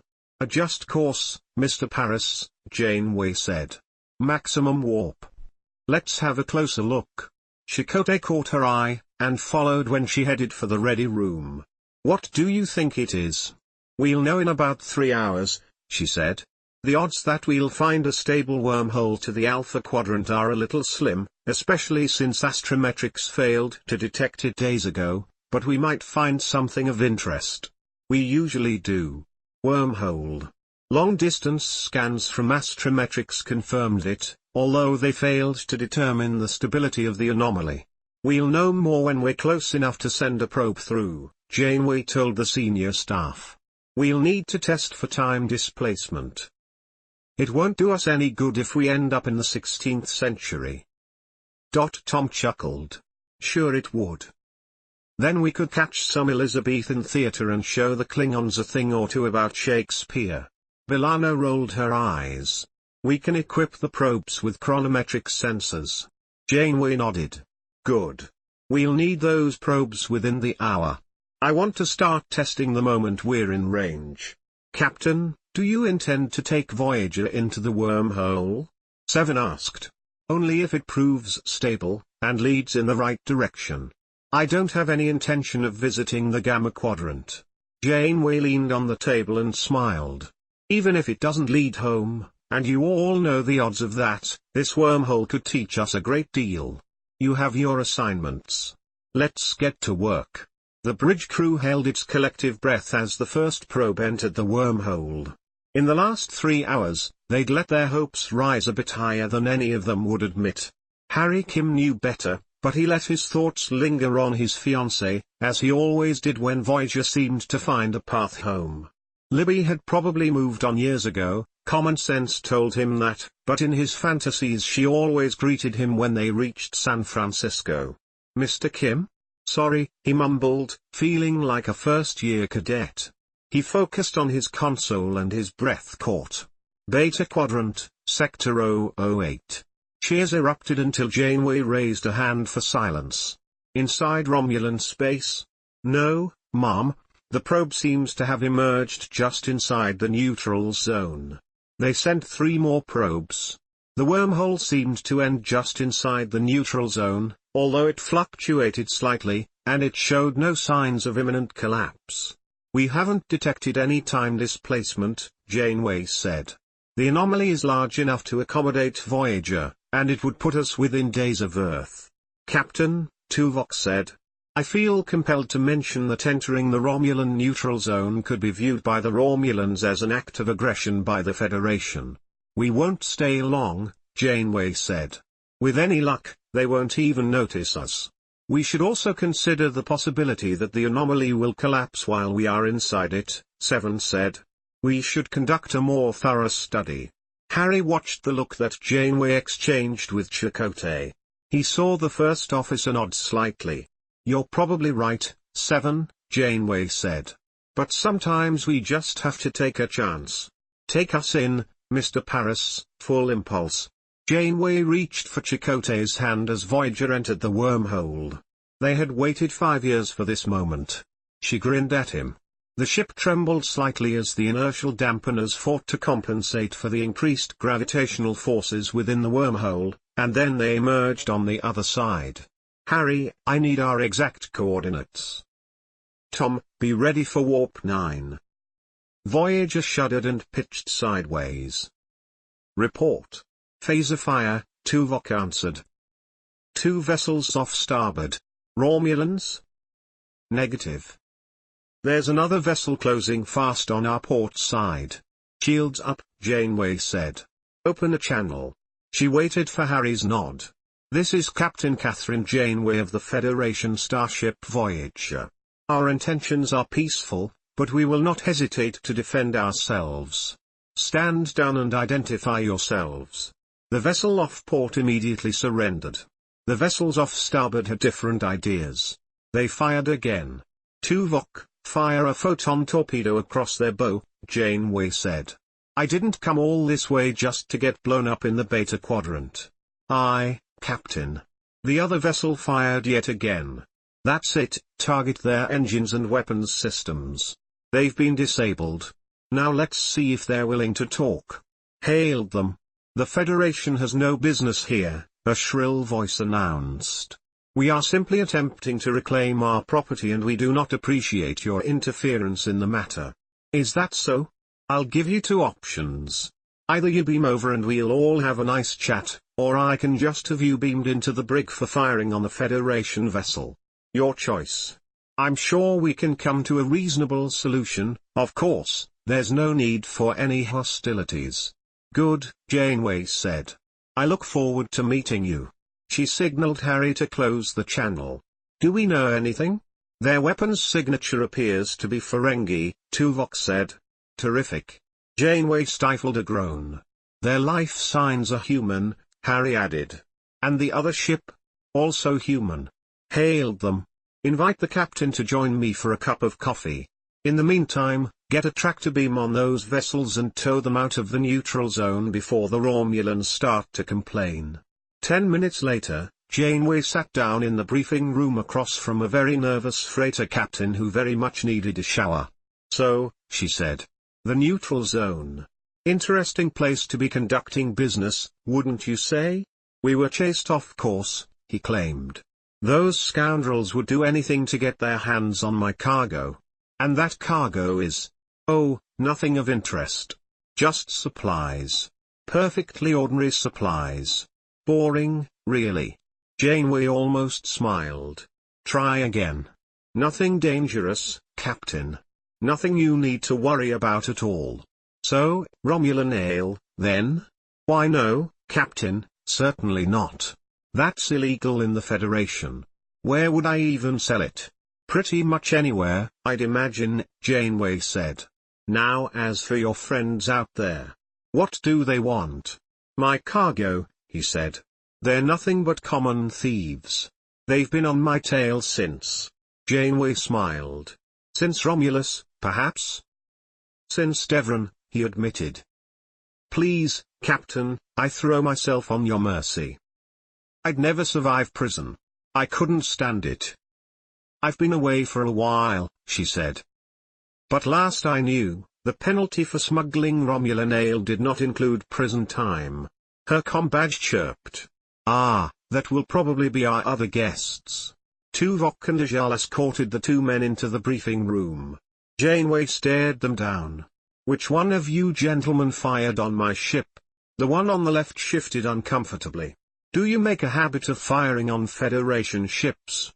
A misunderstanding, he claimed. I merely wish to reclaim my property and be on my way. And what property would that be, exactly? Do you officially lay claim to this gentleman's cargo? I do. I'd like to make arrangements to transfer it to my ship immediately. Janeway smiled. So you acknowledge that you are the rightful owner of the Romulan ale in his cargo hold? Yes, and I want it transferred to my vessel immediately. You do realize that the transport of Romulan ale through Federation space is illegal? He stammered a bit, but Janeway didn't bother to listen. I think it's about time that I called headquarters, don't you agree, Tuvok? That seems prudent, Captain. You agreed to give me a week, the doctor said. It's only been 4 days. An error of judgment on my part, Seven said. I failed to anticipate this turn of events.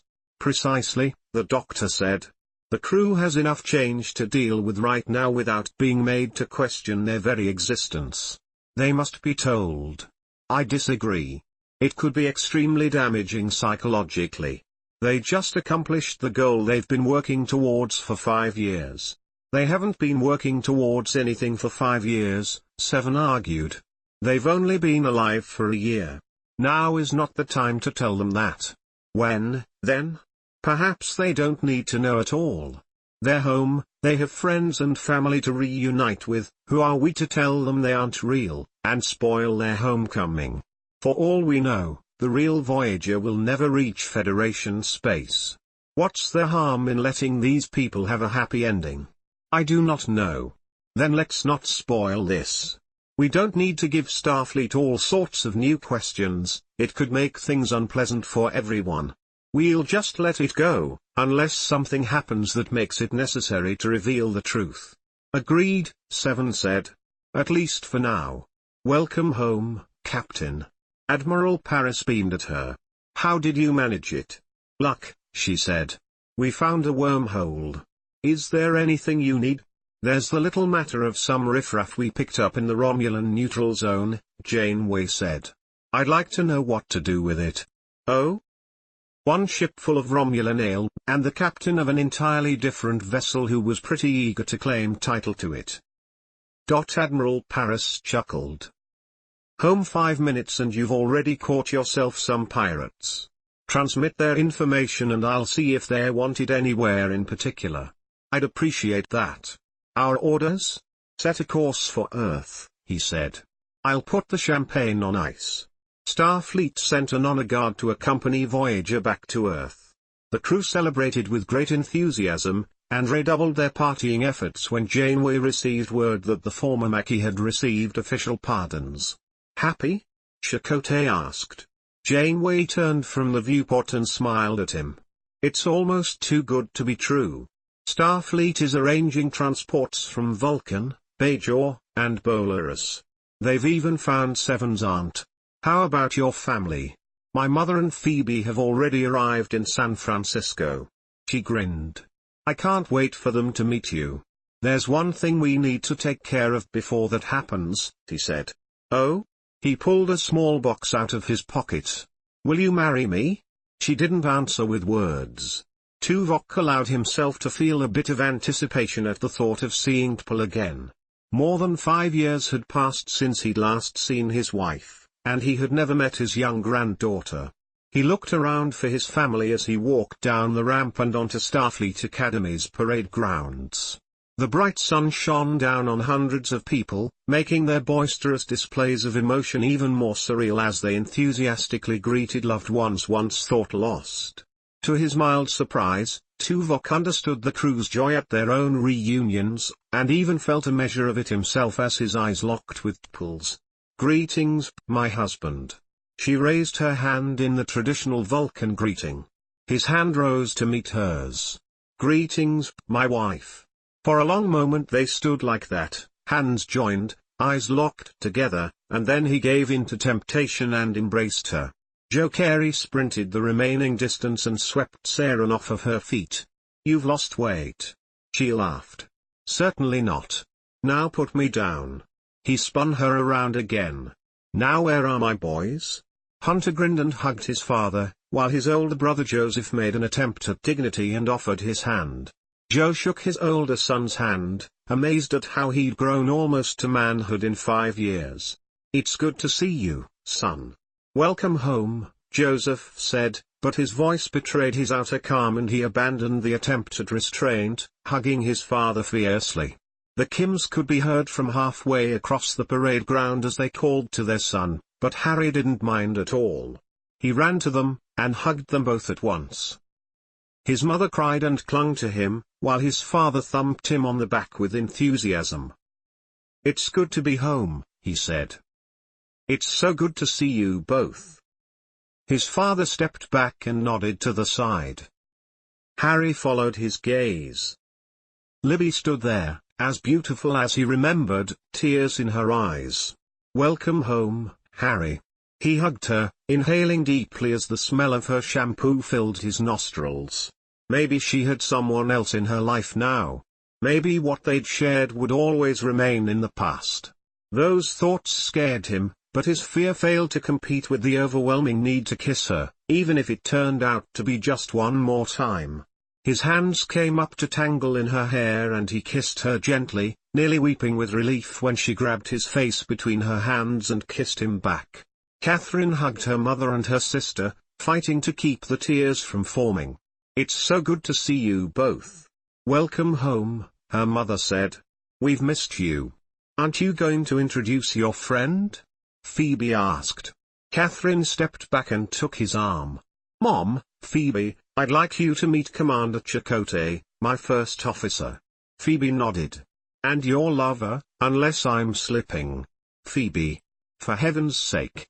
"It's okay, Mom, she's right." Catherine felt her cheeks grow hot as Chakotay slid his arms around her and kissed the top of her head. "I see," Gretchen Janeway said, eyeing Chakotay suspiciously. "And your intentions?" "I intend to marry your daughter as soon as the arrangements can possibly be made," he said. "I love Catherine with all of my heart and soul. Without her, I would be incomplete, and I will spend the rest of my life trying to bring her as much joy as she has brought me." "Okay then," Gretchen said. "Just so long as that's clear." Janeway weaved through the crowd with Chakotay at her side, trying to meet all of those who had gathered to greet her crew.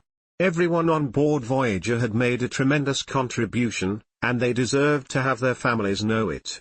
Harry Kim's mother had nearly smothered her as she thanked her for the safe return of her son, then promptly demanded to know why Harry hadn't been promoted to at least lieutenant. Ajala's mother and his 2 sons seemed awed to learn that he'd often been in command of the ship. "He saved my life once," Janeway said, describing the incident for an audience that hung on her every word. "We were very lucky to have him on Voyager." They made their way over to where Tom was nervously introducing B'Elanna to his parents. "You already had the best pilot in Starfleet in the family and now you have the best engineer as well." Janeway put one arm around Tom, and the other around B'Elanna. Her grin-dared Admiral Paris stood out a word she said. "I was very lucky to have these 2 on my senior staff. We wouldn't have made it home without them. Performing their wedding was one of the greatest honors of my career." She shared some of the highlights of Tom's career aboard Voyager, as well as some of B'Elanna's more impressive accomplishments. "I was blessed to have such an extraordinary crew," she said. "I hope to serve with them again in the future." "I'm sure you'll get the chance," Admiral Paris said. Starfleet will take your recommendations very seriously, and I'm very pleased that you think so highly of my son and daughter-in-law. You should be very proud of them both, Admiral." "I am," he said. "I'm proud of you as well, Catherine. Now, pardon me if I'm reading the situation wrong, but am I correct in assuming that there's something going on between you and Commander Chakotay?" "I plan to marry him," she said. "Hopefully soon. I hope Starfleet won't object. I don't foresee any trouble." He grinned. "The man clearly adores you, Catherine, and I for one think it's wonderful. After all you've been through, you deserve to be happy." "So you've heard all about what we were up to out there," Tom said to his father. "What have you been doing?" Admiral Paris grinned. "I've been working with the Vulcans on the deployment of the Midas array. It's a long-range communications device. Voyager was supposed to be our test subject, but you've rather spoiled that by coming home. Sorry to disappoint you." "This is the sort of disappointment that I welcome," he said. "I'm very pleased to have you home, Tom, and I don't ever want you to doubt that I am very proud of you." Debriefings took up almost the entire next day. B'Elanna's took the longest, at just over 3 hours. There might be more questions, Admiral Paris told them. Especially from the scientists. "You brought home a tremendous amount of data. Your mission debriefings, however, are officially finished." 2 nights later Tom flew Voyager over the Golden Gate Bridge during the grand finale of a spectacular fireworks display, and Starfleet threw the most lavish party of the decade in the crew's honor. There were promotions, medals, and job offers for everyone. Janeway urged all of them to take a few weeks to enjoy being home before making any major decisions. "I'm hoping to see you all back on board Voyager again," she said in her speech.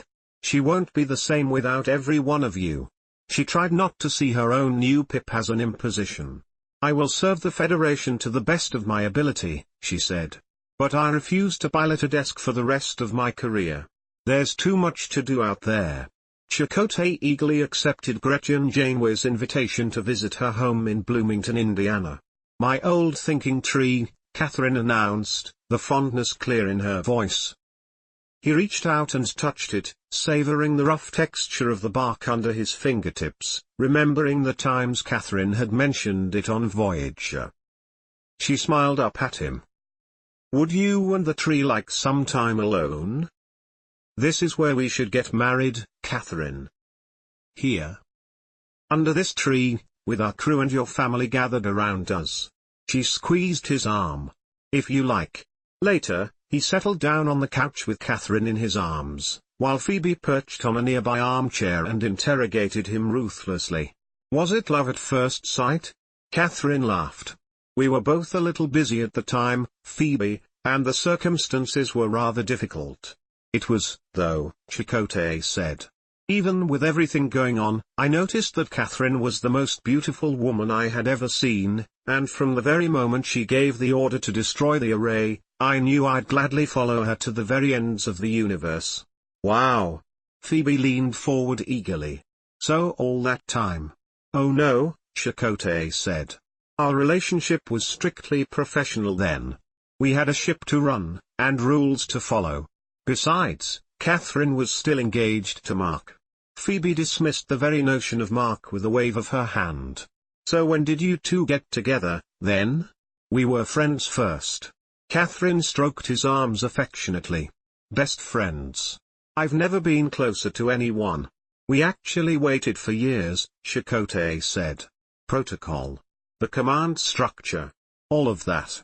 But one night after dinner, Catherine touched me, and I knew I couldn't survive another moment without kissing her." "And how was that?" Catherine sighed. "Enough, Phoebe." Chakotay kissed the top of her head. "It was everything I'd ever dreamed of, and so very much more." Over the past 5 years, Varric had often heard his crewmates discuss the things they missed about home. He had understood their dissatisfaction with Neelix's attempt to cook various Alpha Quadrant foods. Plummeek's soup, for example, had always seemed too spicy in Voyager's mess hall. Now, however, he noticed the absence of the spices as he ate his meal. He also noticed the quiet, and found himself eager to return to Starfleet. He wondered what Ensign Campbell, Lieutenant Campbell now, he reminded himself, was doing now, and if he'd have the chance to serve with her again soon. The logical thing to do, he decided, was to send her a message. Worn out from Phoebe's enthusiastic discussion of possible bridal gowns, Catherine fled to the porch with her painter's easel. Chakotay had promised her a home-cooked meal, on the condition that she not try to help him prepare it. "I want to prove to your mother that I really can take proper care of you," he had told her. "Now go relax." Her attempt at leisure ended when a panting Irish setter bounded up the steps, dragging a somewhat flustered man at the end of her leash. Catherine jumped to her feet. "Mark. Welcome home, Catherine." He swept her into a hug as the dog wound the leash around them both. Behind them, the easel quietly toppled over, splattering pastels all over the leash, the dog, and the white porch. "Oh Molly."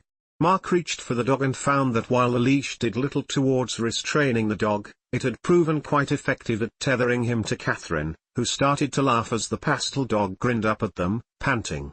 "We'd better wash that off before it dries on her head," Catherine said. Chakotay appeared in the doorway. "Need a hand? Some soapy water and a towel might help." She grinned at him. "Mark, I'd like you to meet Chakotay, my first officer and soon-to-be husband." "Well, congratulations." Mark looked up from untangling the still-moving leash. "I'd shake your hand, but I seem to have tied myself to your future wife." Chakotay caught Molly by the collar and with some effort the three of them managed to restore some semblance of order to the porch. "I hope you can stay for dinner," Catherine said. "Chakotay is a marvelous cook. I would guess he'd have to be."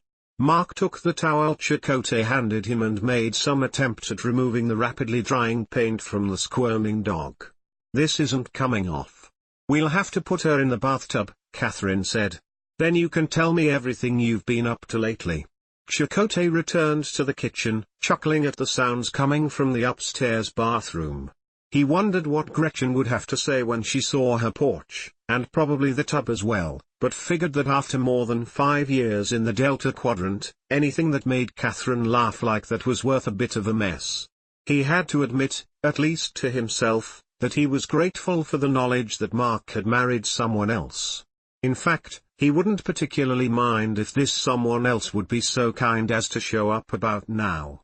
Carla Johnson did arrive about a half-hour later, just as Catherine and Mark emerged from the bathroom with a dog that didn't appear significantly wetter than the two people who had just washed her. "I'm going to miss that dog," Carla said, a catch in her voice. "Miss her?" Catherine asked, looking at Mark. "I wouldn't dream of taking her away from you now. She's been with you for years." "Oh, thank you." The woman threw her arms around Catherine. "Thank you so much. Please feel free to visit any time. Any time at all." "Catherine," Mark said, laughing. "I'd like you to meet my wife. I like her already." After dinner, Catherine led her new friend Carlin off to find a book they'd been discussing, leaving the two men alone. "I've known Catherine since we were kids," Mark said.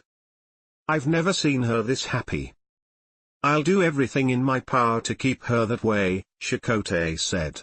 "I just hope it's enough."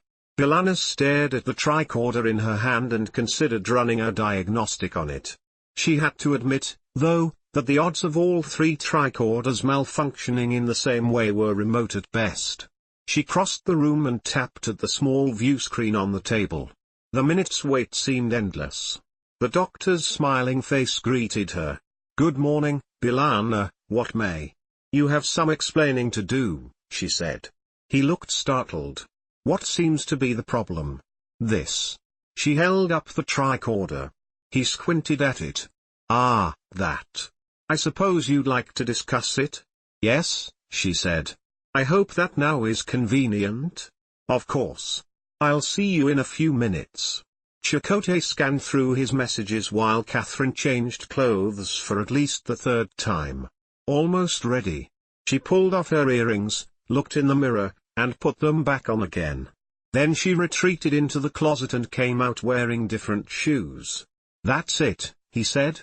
Catherine, you look perfect. Let's go. I want to make a good impression. You're an intelligent, talented, and accomplished woman. You defeated the Borg, crossed 70,000 light-years, and gave the Federation its first enhanced warp drive. You're a Starfleet admiral. No one is ever going to judge you based on your shoes. This is different, she said softly. We're not going to face the Borg. This is much scarier. I'm going to meet your former girlfriend. He chuckled. It's possible you're letting past experience spook you, Catherine. This one's not likely to try to kill either of us, although I suppose attempted murder is somewhat more likely than any commentary on your footwear. You're laughing at me. I am. Just yesterday I met your ex-fiancé. Do you remember what I was wearing at the time? No, actually, I don't. He chuckled again. Your mother's apron. The pink one. With the ruffles. We need to talk. Tom looked up from the boxes he was sorting, for once not missing the serious tone in his wife's voice. What's wrong? I just got back from seeing the doctor. Oh God, Belle. She burst out laughing. I'm pregnant, Tom. But I thought, Doc said it might take. You're sure? She nodded. Tom swept her up into his arms and let out a whoop of joy. Catherine liked Sveta immediately. The pale Russian woman radiated sincerity. She was honest to a fault and she held back nothing. She's the one, Chakotay, Sveta announced. I see it in your eyes. Now admit it, was I right before? He laughed. You were, and thank you. Sveta laughed and leaned closer to Catherine. I taught our man here everything he knows. All of the important stuff, anyhow. Then I should thank you as well. Catherine smiled. His cooking is divine. Sveta laughed and threw an arm around Catherine's shoulder. I like you, which is a relief, because I'm going to ask Chakotay to help me with a little project off-world, and things could have gotten awkward if I didn't want to ask you as well. Off-world? Sveta described her group's efforts to rebuild colonies destroyed by the Cardassians, including those on Set-like 3, Dorvan V, and Chakotay's homeworld of Trebus. It's work worth doing, and I hope I can convince the two of you to join us. It sounds like your group could use official support, Catherine said. Some funding and materials, some security support. We've discussed that, Sveta said. Unfortunately, Federation support is likely to come with Starfleet supervision. True, but the right supervision might not be so bad. Not if you happened to find a Starfleet admiral who didn't mind getting her hands dirty and doing a little work. Catherine smiled. I think I just might know someone. You just might, Sveta said. Chakotay laid his hand over hers. Catherine, is this something you want? We haven't been home that long, and the Cardassian border isn't exactly a vacation spot. She shrugged. I'll take any assignment that doesn't keep me tethered to a desk for 50 weeks a year, and like Sveta said, this is work worth doing. We should look into it. The doctor straightened his mobile emitter for the third time. As much as he wanted to call tonight's outing a date, he knew that Seven most likely thought differently. They both enjoyed music. Attending a concert was exactly the sort of thing two friends might do on a Saturday night in San Francisco. He knew that Seven's invitation lacked romantic intentions. He fussed with his emitter anyway, and smoothed the holographic tuxedo that B'Elanna had kindly provided.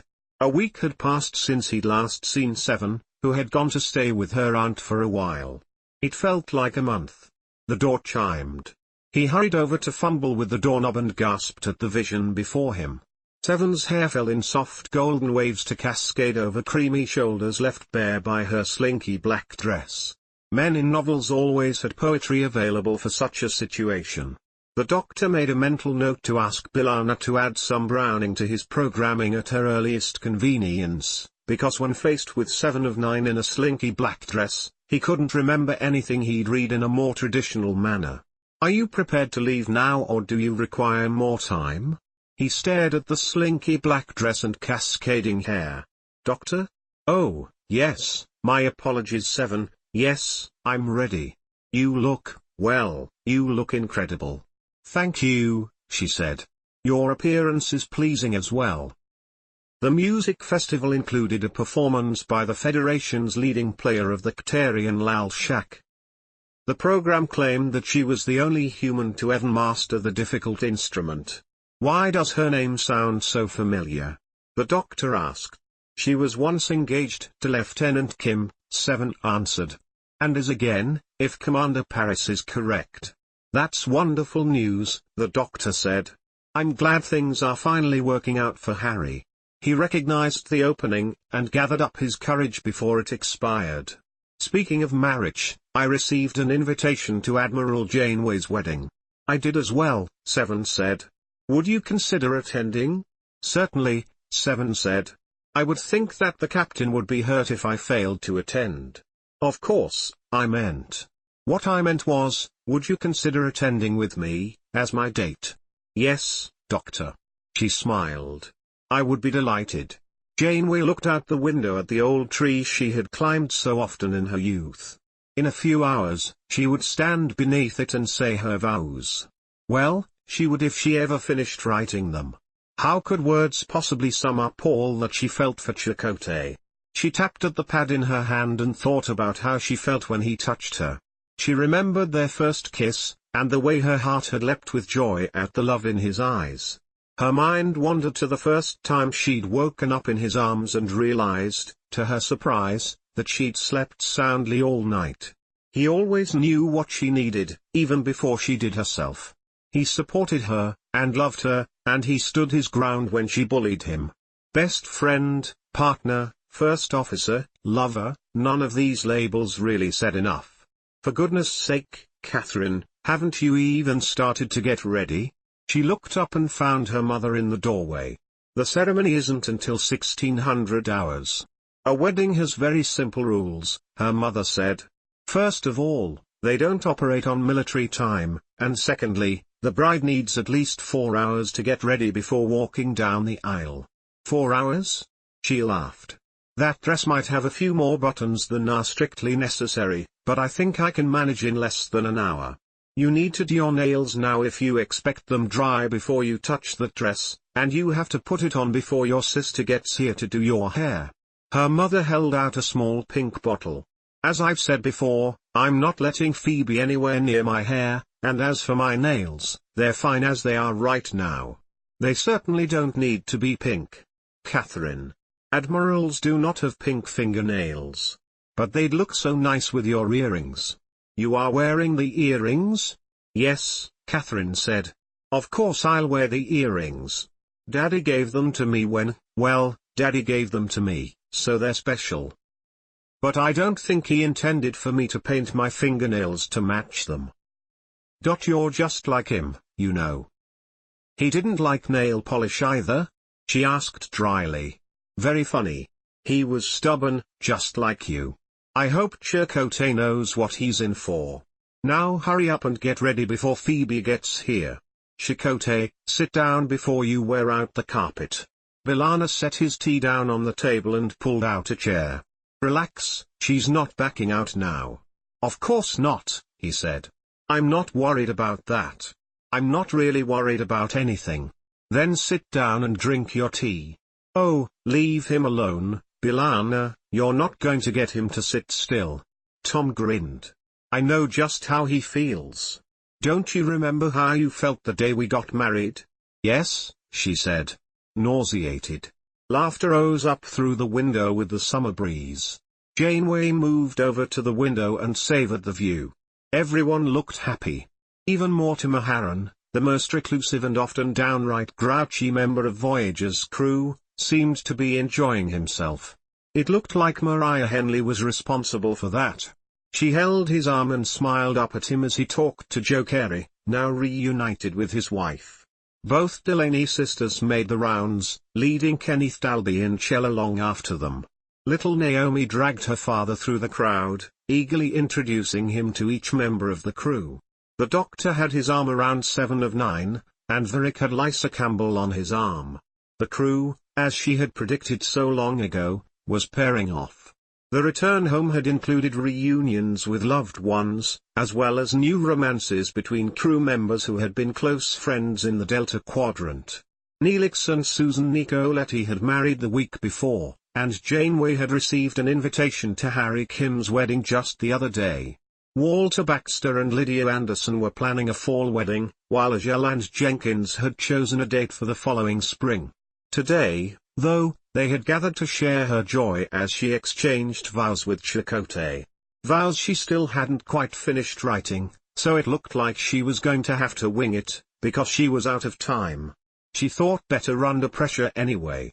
Chakotay stood under the big willow tree beside Tom Paris and waited. For a moment, he imagined Starfleet calling Catherine away to deal with some emergency, or the sudden arrival of a Midwestern thunderstorm that would chase them all indoors. Perhaps they should have eloped Teresa.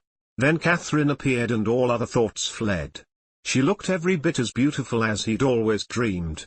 Even more so, in fact, because a few too many of his fantasies had involved Starfleet dress uniforms, or at least comm badges. She smiled at him and he fell in love all over again, his own grin so wide it almost hurt. "I love you," she whispered. He barely heard the preacher as the ceremony, and the rest of their lives, began. Stardate 54973.5. Voyager pitched hard and sparks flew from overloaded power conduits. "Shields at 30%, Tuvok said. The voice over the comm system gave yet another final warning. Janeway exchanged looks with Chakotay. "We surrender," she said. "Stop firing and we will lower our shields. Prepare to be boarded." She swallowed hard and ordered Harry to open ship-wide communications. "This is your captain speaking.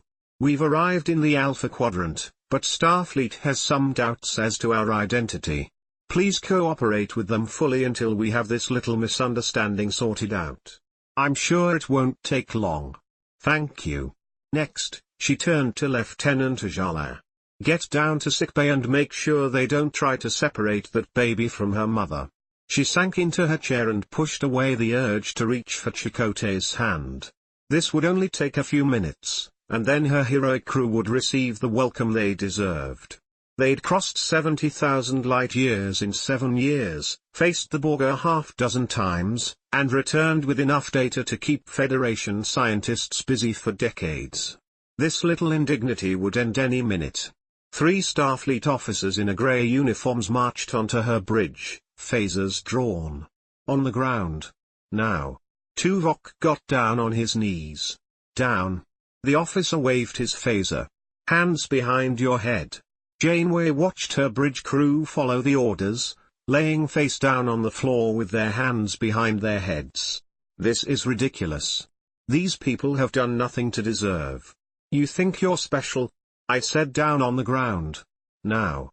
Even the cousin had only forced them to their knees. She swallowed hard as she felt the restraints lock around her wrists. After 7 long years in the Delta Quadrant, she never dreamed, even in her worst nightmares, that their lowest point would come only minutes after their greatest triumph. Hours passed as Janeway sat in the brig on an unknown Starfleet vessel. She wanted to pace the floor, but they lacked space. She and Mackenzie Jenkins took turns assuring Samantha Wildman that Naomi was fine. "She was in sickbay," Sam said. "She wanted to see the new baby." "Then I'm sure the doctor is taking care of her," Janeway said. "He always has before." She kept her worries about Icheb and the Ashmore's little girl to herself. Starfleet's reaction differed from what she'd imagined, but they weren't the Hirogens. The children were safe. A security guard appeared on the other side of the force field. "You." He pointed at Sam. "Come with me." Janeway stood. "I'm the captain." "So you say. Don't worry, you'll get your turn. Now you, in the old science uniform. Come with us." Sam exchanged a look with the others, and left with the guard. "Don't worry, Captain," Jenkins said. "I'm sure they're just questioning everyone." "I'm sure you're right, Ensign." Janeway forced herself to smile. "We'll be greeting our families on the parade grounds before you know it. They're just being cautious. After all, Last we heard Starfleet had just ended a war with a powerful race that had the ability to pose as other species. It shouldn't take them long to sort things out. The doctor looked up from his monitor, sure he'd heard Seven calling him from the kitchen. He went to find her. What's wrong? It is time to tell Admiral Janeway the truth. Starfleet has apprehended a vessel matching Voyager's description. The real Voyager? His question was unnecessary, of course. Is Admiral Janeway on Earth right now, or are they still on Tribus? We are fortunate, Seven said. I believe she's on Earth. Lieutenant Kim mentioned having lunch with her. Technically, that qualified as good news, but it served to increase his anxiety as he crossed to the monitor and asked the computer to establish communications. Admiral Janeway would not be pleased to hear what he needed to tell her. Chakotay watched Harry Kim pace. He'd half expected to see the inside of a Starfleet brig when they reached Federation space, but he'd never imagined that Harry would be with him. Our families must be going crazy, Harry said. Why would they hold us like this? I doubt our families have any idea, Chakotay said. Starfleet's hardly likely to tell them that we made it home, but they tossed us in the brig, even if they did believe us, which they clearly don't. That's insane. I won't argue, but then again we don't know what's happened here in the last couple of years.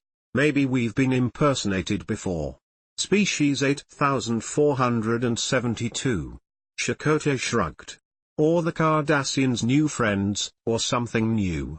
I hope we haven't arrived in the middle of a war, Harry said. I know that sounds selfish. A security guard entered and pointed at Chakotay. You, with the tattoo, we have some questions for you. Good. Chakotay stood. We'll have this cleared up soon then. Hang in there, Ensign. Admiral Janeway came in from the garden, where she'd been helping her mother plant tomatoes, and noticed that the communications console wanted attention. She hoped it wasn't Starfleet. They seemed determined to pack a year's worth of business into her 2 weeks of alleged vacation. The screen door rattled as someone pounded on it. Admiral? Doctor? She hurried to let him in. What's wrong? I think you'd better sit down, he said. The faces of each member of her former crew flashed through her mind. Who? What? Oh, everyone's fine, although I doubt I will be in another minute. Do I need coffee? She asked. Probably, he said. First of all, I want to say that everything I did was in the best interest of the crew. I realize that some of it falls into a very gray area, ethically, but I hope you can understand why I did what I did, and why I kept it from you until today. Go on.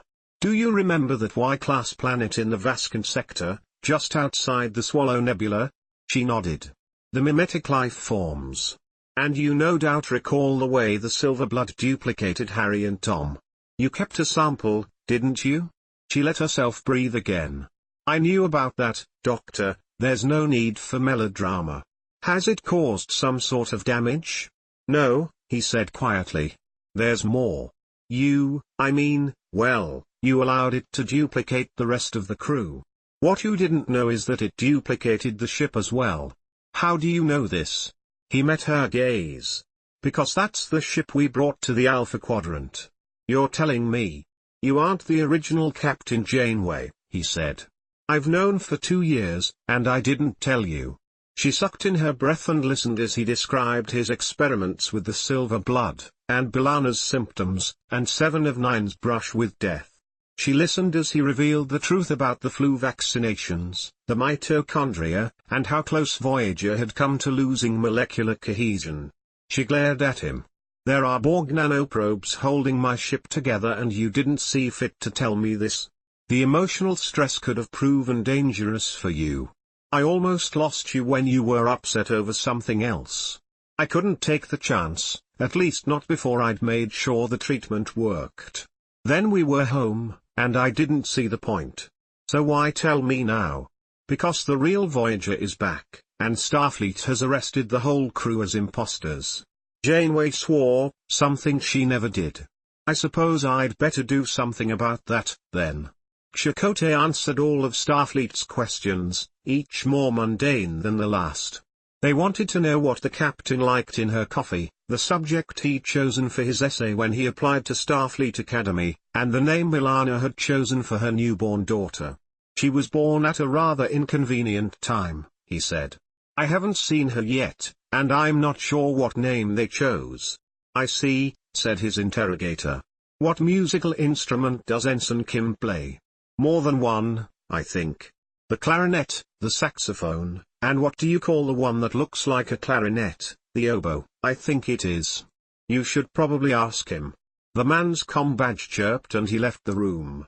The door opened again almost immediately and Catherine strode through the door. Chakotay, I'm so sorry. This isn't your fault, he said. Actually it is, in a way. She held up her hand to keep him from interrupting. I'm not your Catherine. He noticed the wedding ring, and then the extra pip. A parallel universe where Catherine had married Mark Johnson? He swallowed a stab of jealousy. I think you'd better explain. Apparently I'm a mimetic life form from the Y-class planet that Voyager visited about 3 years ago. I just found out myself. The Doctor knew, but he somehow failed to mention it until he heard of your arrival. And you beat us home. He watched the emotions play on her face, mirroring those he'd seen so often in the last 7 years. I have to go tell the real captain what happened, she said. She can tell the others, but I felt like I owed you an explanation in person. Are you okay? I will be. She treated him to that half smile he knew so well. Leave it to you to worry about me in the middle of all this. Wish me luck. I have to go talk to me, and I'm probably going to be pretty angry. I'd imagine that's true. Am I free to go? You will be in a moment. I'm having you all transported back to Voyager while I explain everything to Admiral Paris. I'd wish you luck on that, but after you're finished with you, he'll be a pushover. The guard returned without Sam. Where is Ensign Wildman? Janeway demanded. Back on Voyager, ma'am, the guard answered. The Admiral would like to speak with you now. Quite a change. She exchanged glances with Mackenzie. And Ensign Jenkins? She may return to your ship, he said. Follow me? He took her to a conference room that looked like every other conference room on every other ship in Starfleet. This one, however, had one particularly startling and memorable feature seated at the end of the table. Welcome home, Captain. Thank you, Janeway said. Admiral Janeway, I presume? Her duplicate sighed. Not for long, I suspect. Have a seat. She noticed the flash of gold on the other woman's hand. We did check for temporal displacement before. It's not that. I'm not real, or so it seems. This afternoon our doctor informed me that my Voyager and her crew originated on the Y-class planet we encountered 3 years ago. Or you encountered, I guess is more accurate. Janeway digested this. You beat us home. How? Enhanced warp drive and a convenient wormhole. You? Borg transwarp conduit. She tried not to ask, but the temptation proved too strong. And that ring on your finger? You can't guess? He proposed as soon we cleared the Romulan neutral zone. Well, after I finished that business with the smugglers. Chakotay? Of course. Aren't you? No. Janeway felt her throat tighten.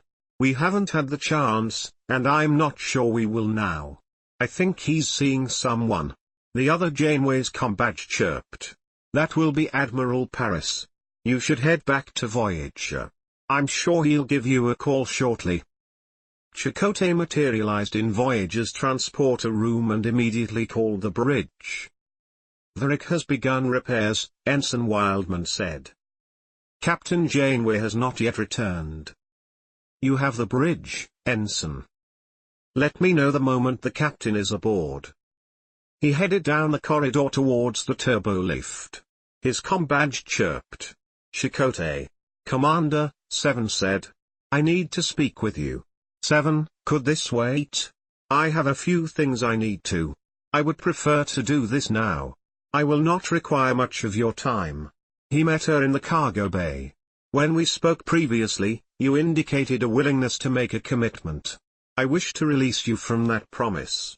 7, what? Our relationship has reached a conclusion. I was using you. She looked thoughtful. I probably chose you because I knew that you could never love me. I could, he said. You're a very special woman, 7. My attributes are irrelevant. You love Captain Janeway. That's true, he said after a moment. I do, and I probably always have. He met her gaze. I never meant to deceive you. If you had, you would have failed. She smiled. I enjoyed our time together. You have acceptable table manners and a pleasant kissing technique. He laughed. That's just what every man wants to hear, 7. I wish to maintain our friendship. I'd like that, he said. If you ever need anything. Likewise. Captain Janeway transported back to Voyager and headed down to engineering to give Rick a hand with the repairs. She needed time to figure out how to break the news to the crew. Weird might be part of the job, but this one was a little hard to take. When Chakotay caught up with her, she pulled him into B'Elanna's office and asked him to see what he could find out about the crew that had arrived first. What do you want to know? Everything, she said. What they're doing now, what sort of relationships they've rekindled with family and friends. This crew needs to know what they're walking into when they do contact their families. This has to be handled carefully. Of course, Captain. What are you going to tell them? The truth, of course, I'm just not sure how. She picked up a hyperspanner. I think better when my hands are busy. By the time Voyager's back to former glory, I'll have something to tell them. He reached out and squeezed her arm. And how are you holding up? For a moment she savored the warmth of his fingers against her elbow, and wished she could take comfort in his strong arms. I'll be fine, she said. At least this duplicate didn't. She shook her head. I'll be fine. It's some of the others that I'm worried about. Samantha Wildman is probably about to learn that she lost her husband to her own clone. I'll look into that first, he said. I'll let you know what I find. Tom just wanted to sit with B'Elanna and hold his beautiful new daughter. A summons from his father made his stomach twist, especially after the bizarre behavior from Voyager's welcoming committee. Then the news he received managed to exceed his considerable dread. He found the captain in engineering. I need to speak to you privately. She looked up from the console, and for a moment she looked prepared to argue, but she must have read the emotions on his face. We can use B'Elanna's office. He swallowed hard. I just spoke to my father. He told me what caused all the confusion. I haven't told anyone yet, Janeway said. Chakotay's doing a bit of fact-gathering first. How are you dealing with it? Having a duplicate? Tom shrugged. It's not like I didn't know. It's Starfleet's reaction that concerns me. We'll work it out, she said. People have been duplicated in transporter accidents before. Starfleet. He sighed. I'm sorry, Captain, but my father asked me to bring you a message, strictly unofficially, and it's not good. He thinks you need a lawyer. The shock on her face flamed his outrage at the situation. They want to court-martial you for violating the Prime Directive, he said. My father wants you to contact Sam Cogley. Apparently he's the best. She nodded. If your father thinks so, I'm sure it's true. This isn't fair, Tom said angrily. They have no right to treat you this way, especially after everything you've done. The charge is ridiculous. What happened on the demon planet had nothing to do with the Prime Directive. Maybe it did, she said. The Silver Blood didn't even have sentience before we arrived. That's bunk, and you know it. You didn't give them technology. You didn't even know they took it. And what happened with Harry and I, that was an accident. The Silver Blood would have duplicated the crew if we had agreed or not, only it could have killed us. Maybe I should have you argue my case, she said. He wondered how she could even pretend to smile under the circumstances. I would if I thought it would help. You're a hero and they should treat you like one. She laid a hand on his shoulder. You know what might help? Why don't you introduce me to your daughter? Nothing would please me more, Captain. Samantha Wildman not only had the bridge, but she had it all to herself. Everything looked different from the captain's chair. Then again, 7 long years had passed since Voyager had seen these particular stars. Several minutes passed before she finally had company. Ensign Jenkins emerged from the turbolift and took her seat at the helm. "How's the view?" Sam grinned. "I'm looking forward to seeing Earth on that view screen. I was so worried that Naomi would grow up before she saw it. Everything's different now. My daughter can finally meet her father. I hope he's stationed close enough to be here soon." The turbolift opened again and Captain Janeway stepped out of it. Sam leapt to her feet. "Captain, Relax, Ensign. How did Naomi cope with our little adventure?" "Better than I did. The doctor sent her on her own mission, and I think now that it's over she's far too proud to be upset." "Mission?" "He sent her to fetch the Ashmore's little girl and hide." "Good plan," Janeway said. "In another few months, Naomi will be leading away missions and the doctor will have his own command." Her tone turned sober. "I do need to see you in my ready room. Ensign Jenkins, you have the bridge." Sam's heart started to pound, and her anxiety only increased when the captain gave her a cup of tea. "Is it Greskrentig?" "He's safe," Janeway said. "There is a complication." "Oh God, he's not remarried or something?"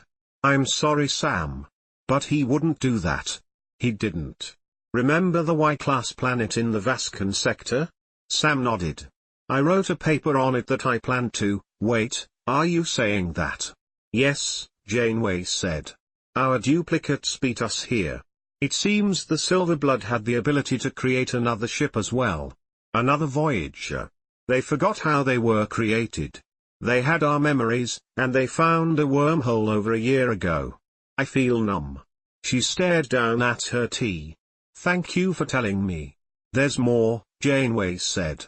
"There's a duplicate of Neelix running a restaurant in San Francisco." "What about Joe?" Janeway nodded. "Everyone we've lost since that planet has a duplicate here.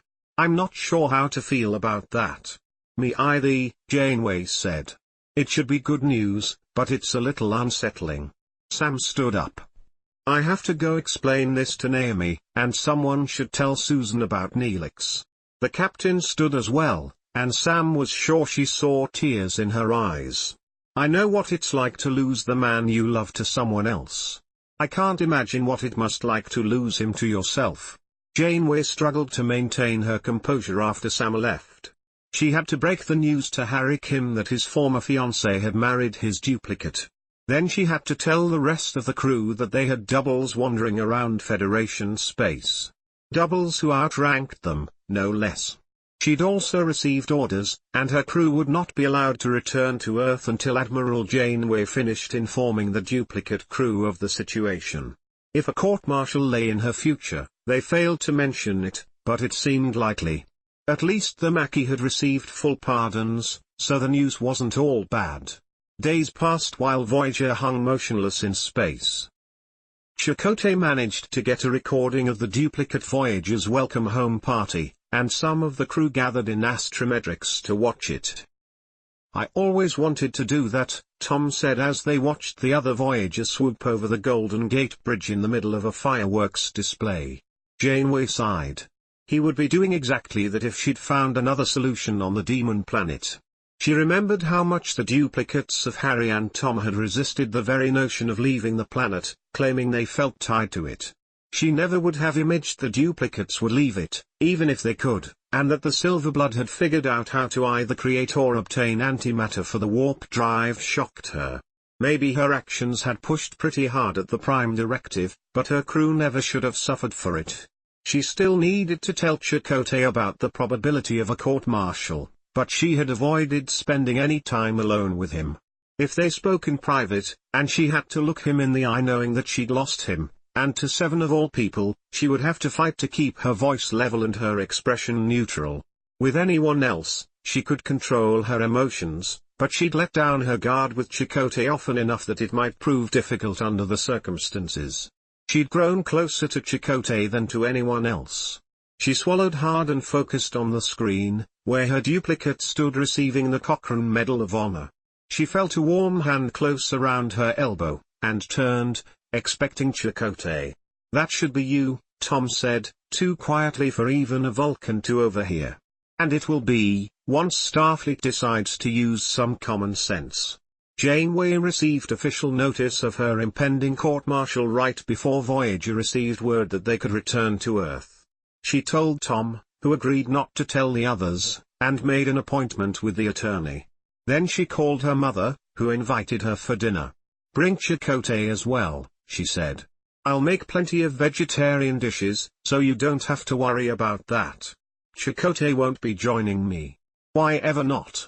He's certainly welcome. Make sure he knows that." "I will," she lied. "I'll see you shortly." Dinner was awkward. Her mother scolded her more than once for not bringing Chakotay, and Phoebe acted so overly polite that she wanted to scream at her. Obviously her family preferred the duplicate, the admiral with the wonderful husband, and didn't really need an extra. She left after dessert and returned to the temporary quarters Starfleet had provided. She might as well get used the small space, she'd probably be living in similar quarters for some time. Briefly, she wondered if the rooms in New Zealand would at least have a better view, but she doubted it. Susan Nicoletti stood outside the restaurant for 10 minutes before she finally gathered the courage to go inside. The hostess looked at her twice before showing her to a booth. "Would you like to hear the specials?" She listened to the list of familiar foods and ordered, although she hadn't come for a meal. "Wow!" The woman who brought out her meal stared at her, and she stared back without offense. "Admiral Janeway explained, but seeing you in person. Wow! It's rather unsettling, isn't it?" She picked up a fork and fiddled with it. "Is Neelix here? He's preparing for the dinner rush." "Where's your Neelix?" Susan cringed. "In the Delta Quadrant." Her duplicate slid into the booth. "I'm so sorry. What happened?" "We came across a colony of Talaxians. He chose to stay with them." "I can't believe he'd do that." "He wanted children," Susan said.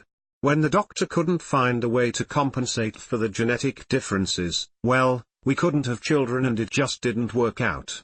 Then he met the Talaxian woman. I don't know if he was more in love with her or the idea of raising her son. You couldn't, we must be different than you somehow, then. Neelix and I have a daughter, and I'm expecting again." "Congratulations," Susan said. "I really am sorry," her duplicate said. "It hardly seems fair at all.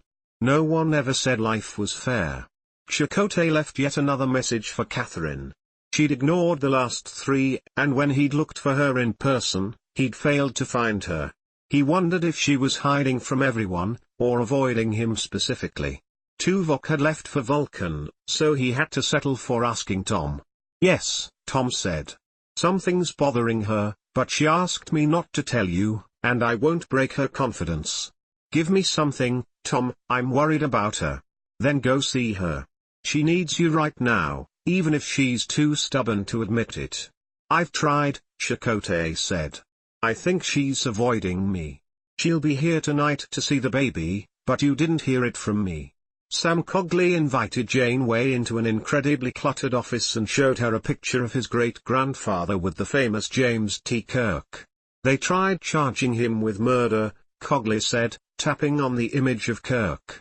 "But Grandpa figured out that the victim wasn't even dead. Faked the whole thing. He proved it in court, and then defended the guy against fraud charges. Got him off, too." Janeway wondered if she should wish that old Grandpa Cogley was around to defend her. The younger Cogley pointed to his forehead. "Insanity defense. Easy, really. A guy willing to fire himself out a torpedo tube just to make a point is pretty likely to be missing some marbles, after all. Don't worry, your case'll be just as easy. From what I've seen, this charge against you wouldn't stick if the Starfleet prosecutor used a gallon of glue. I'll have them apologizing by the end of the week. What doesn't make sense to me is why they want to court-martial me for my role in creating a duplicate that they clearly love. She married her first officer and they didn't even blink. They made her an admiral and awarded her every medal they could find." Janeway started pacing around the room.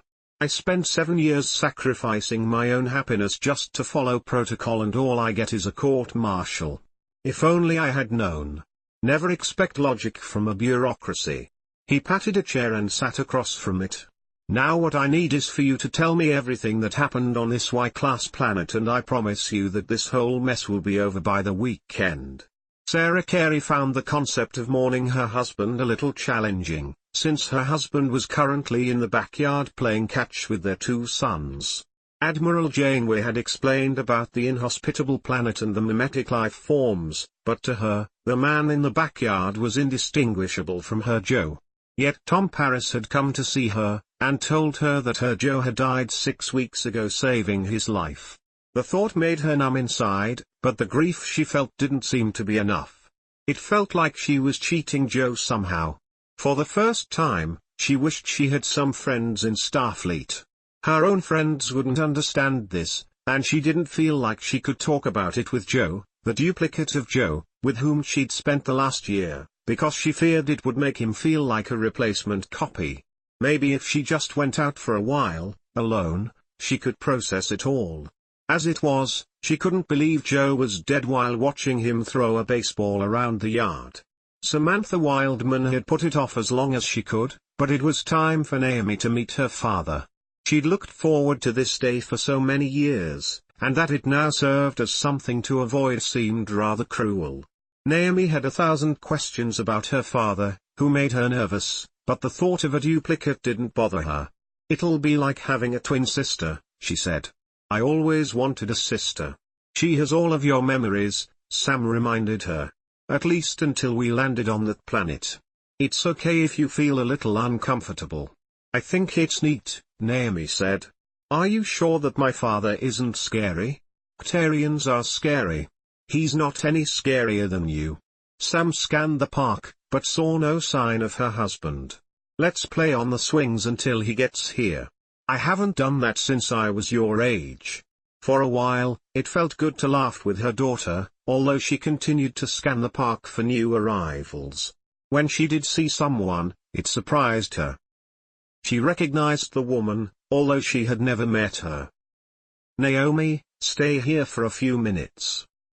She approached the woman.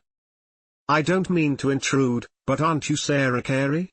Harry's parents actually seemed delighted at the prospect of having 2 of him. "You were already our little miracle," his mother said. "Now we have 2 miracles. Don't you think it's a little unsettling that we're exactly the same?" "Of course not. You're perfect, and we love you just as you are. What if we're both here at the same time?" "That might get confusing," his father admitted. "But it won't keep us from loving you both." Harry decided they were both nuts, but he had bigger things to worry about. He, the other me, married Libby. "That is a shame," his mother said. "I know how much you love her, and she just adores you, but it'll work out somehow. You'll see." Sam and Sarah found a picnic table and sat down. "I was friends with your husband," Sam said. Sarah stiffened. "Friends? Oh, nothing like that," Sam said quickly. "We had this group, kind of an unofficial support group. We'd all get together on important days and talk about our spouses back home. Starfleet tried to arrange something like that, after they found out you weren't all dead. I never went. Now I wish I had. I can't imagine what you must be going through," Sam said. "To lose him and have him at the same time. It must be so confusing." "It is," Sarah said. "I don't know how I'm supposed to feel, and every thought I do have seems terribly wrong." "Joe almost didn't let himself be duplicated," Sam said. "He said it felt wrong to doom a clone to a life stuck on that planet, without a chance of seeing you and the boys again." Sarah met her gaze. "How do you think he would feel about what's happened?" "He'd want you to be happy," Sam said. "I know that without a doubt. I'm sure he'd understand how confusing this is, and he certainly wouldn't call your feelings wrong. He said often enough that he'd understand if you found someone else. I'm sure under the circumstances he'd be glad his double made it back, since he couldn't." "How about you?" Sarah asked. "You said you had a spouse back here. Do you have a duplicate, too?" Sam nodded. "She's been with Greskrentig since they got back. I can't imagine what I'm going to do." "My God," Sarah said. "What a mess. I'm so sorry. Have you seen him yet?" "He's supposed to meet me here, to meet his daughter." Of course, he's been raising her duplicate for more than a year now. Daughter? And I thought my situation was confusing. How is she taking it? Sam shrugged. She says it's neat. She might feel differently after they meet. You never know, Sarah said. Kids adapt better than adults. Sam saw Naomi jump off the swings, and turned to see Greskrentag entering the park. That's him now. I'd love to talk more. We could have lunch later in the week, Sarah said. Neelix has a restaurant not far from here. People eat there voluntarily. I guess, Sarah said. Some of the food is quite interesting. Anyhow, I'm very glad we met. Our talk helped. I'm glad, Sam said. I really am sorry about Joe. Thanks, and good luck. Sam nodded, her heart pounding, and headed back towards the swings. Greskrentag swept her up in a hug, and for a moment all Sam could think about was the feel of his solid chest against her. I missed you so much, she said. It's so good to see you. Ah, Samantha. What are we going to do? She pulled back to study his face. I don't want to walk away from you. I love you, he said. You are the woman I married. She's exactly like you. I don't know what is right, but I can't turn you away. Either of you. Visiting Little Miral Paris had become the single joy in Catherine's life. The baby represented the one triumph that her own crew hadn't lost to their duplicates. She was also the cutest thing she'd ever seen in her life. I know it's a lot to ask, Catherine said. But would you be willing to bring her to visit me in New Zealand? Tom didn't try to placate her with a promise that everything would turn out fine. He squeezed her shoulder. If it comes to that, I'll bring her every day. Bilana might have something to say about that. She owes you as much as I do. I don't want you to feel. He shook his head. We both love you, Captain. We'll do anything we can for you, no matter what happens. She swallowed to keep from crying, and looked down at the baby in her arms. Thank you, Tom. Chakotay paused at the door to take in the sight of Catherine gazing down at the baby. You look good holding her, he said after a minute. She looked up, startled. I didn't mean to disturb you. She's beautiful, isn't she? She is, Catherine said. She's the most beautiful thing in this whole quadrant. This time he knew he heard a catch in her voice, and he wanted to take her in his arms like he could never do on the ship. Catherine, you know I'm here if you need to talk. I don't, she said. I can't.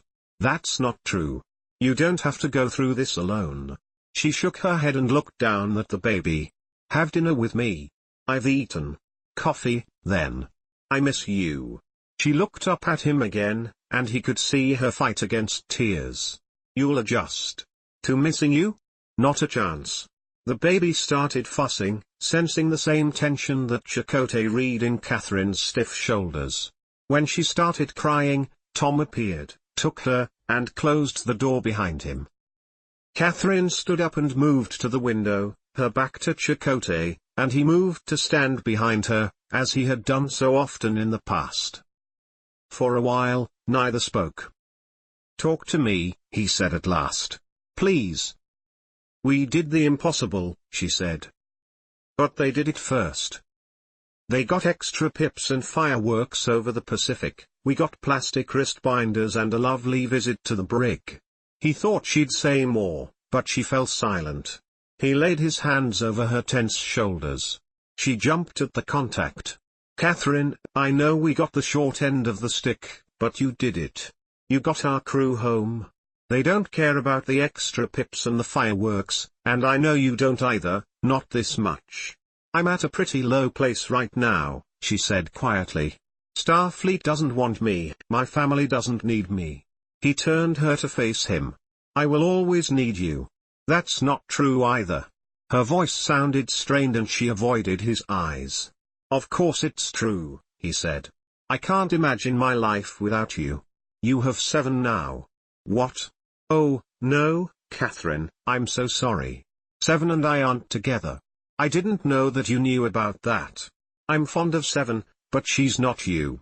He pulled Catherine into his arms, holding her tightly, as he'd longed to do so many times. She could never hold a candle to you. Then why? It was something Neelix asked me to do. He and the doctor had this crazy theory. It doesn't matter. It only lasted a few days. He felt her arms slip around his neck. I thought.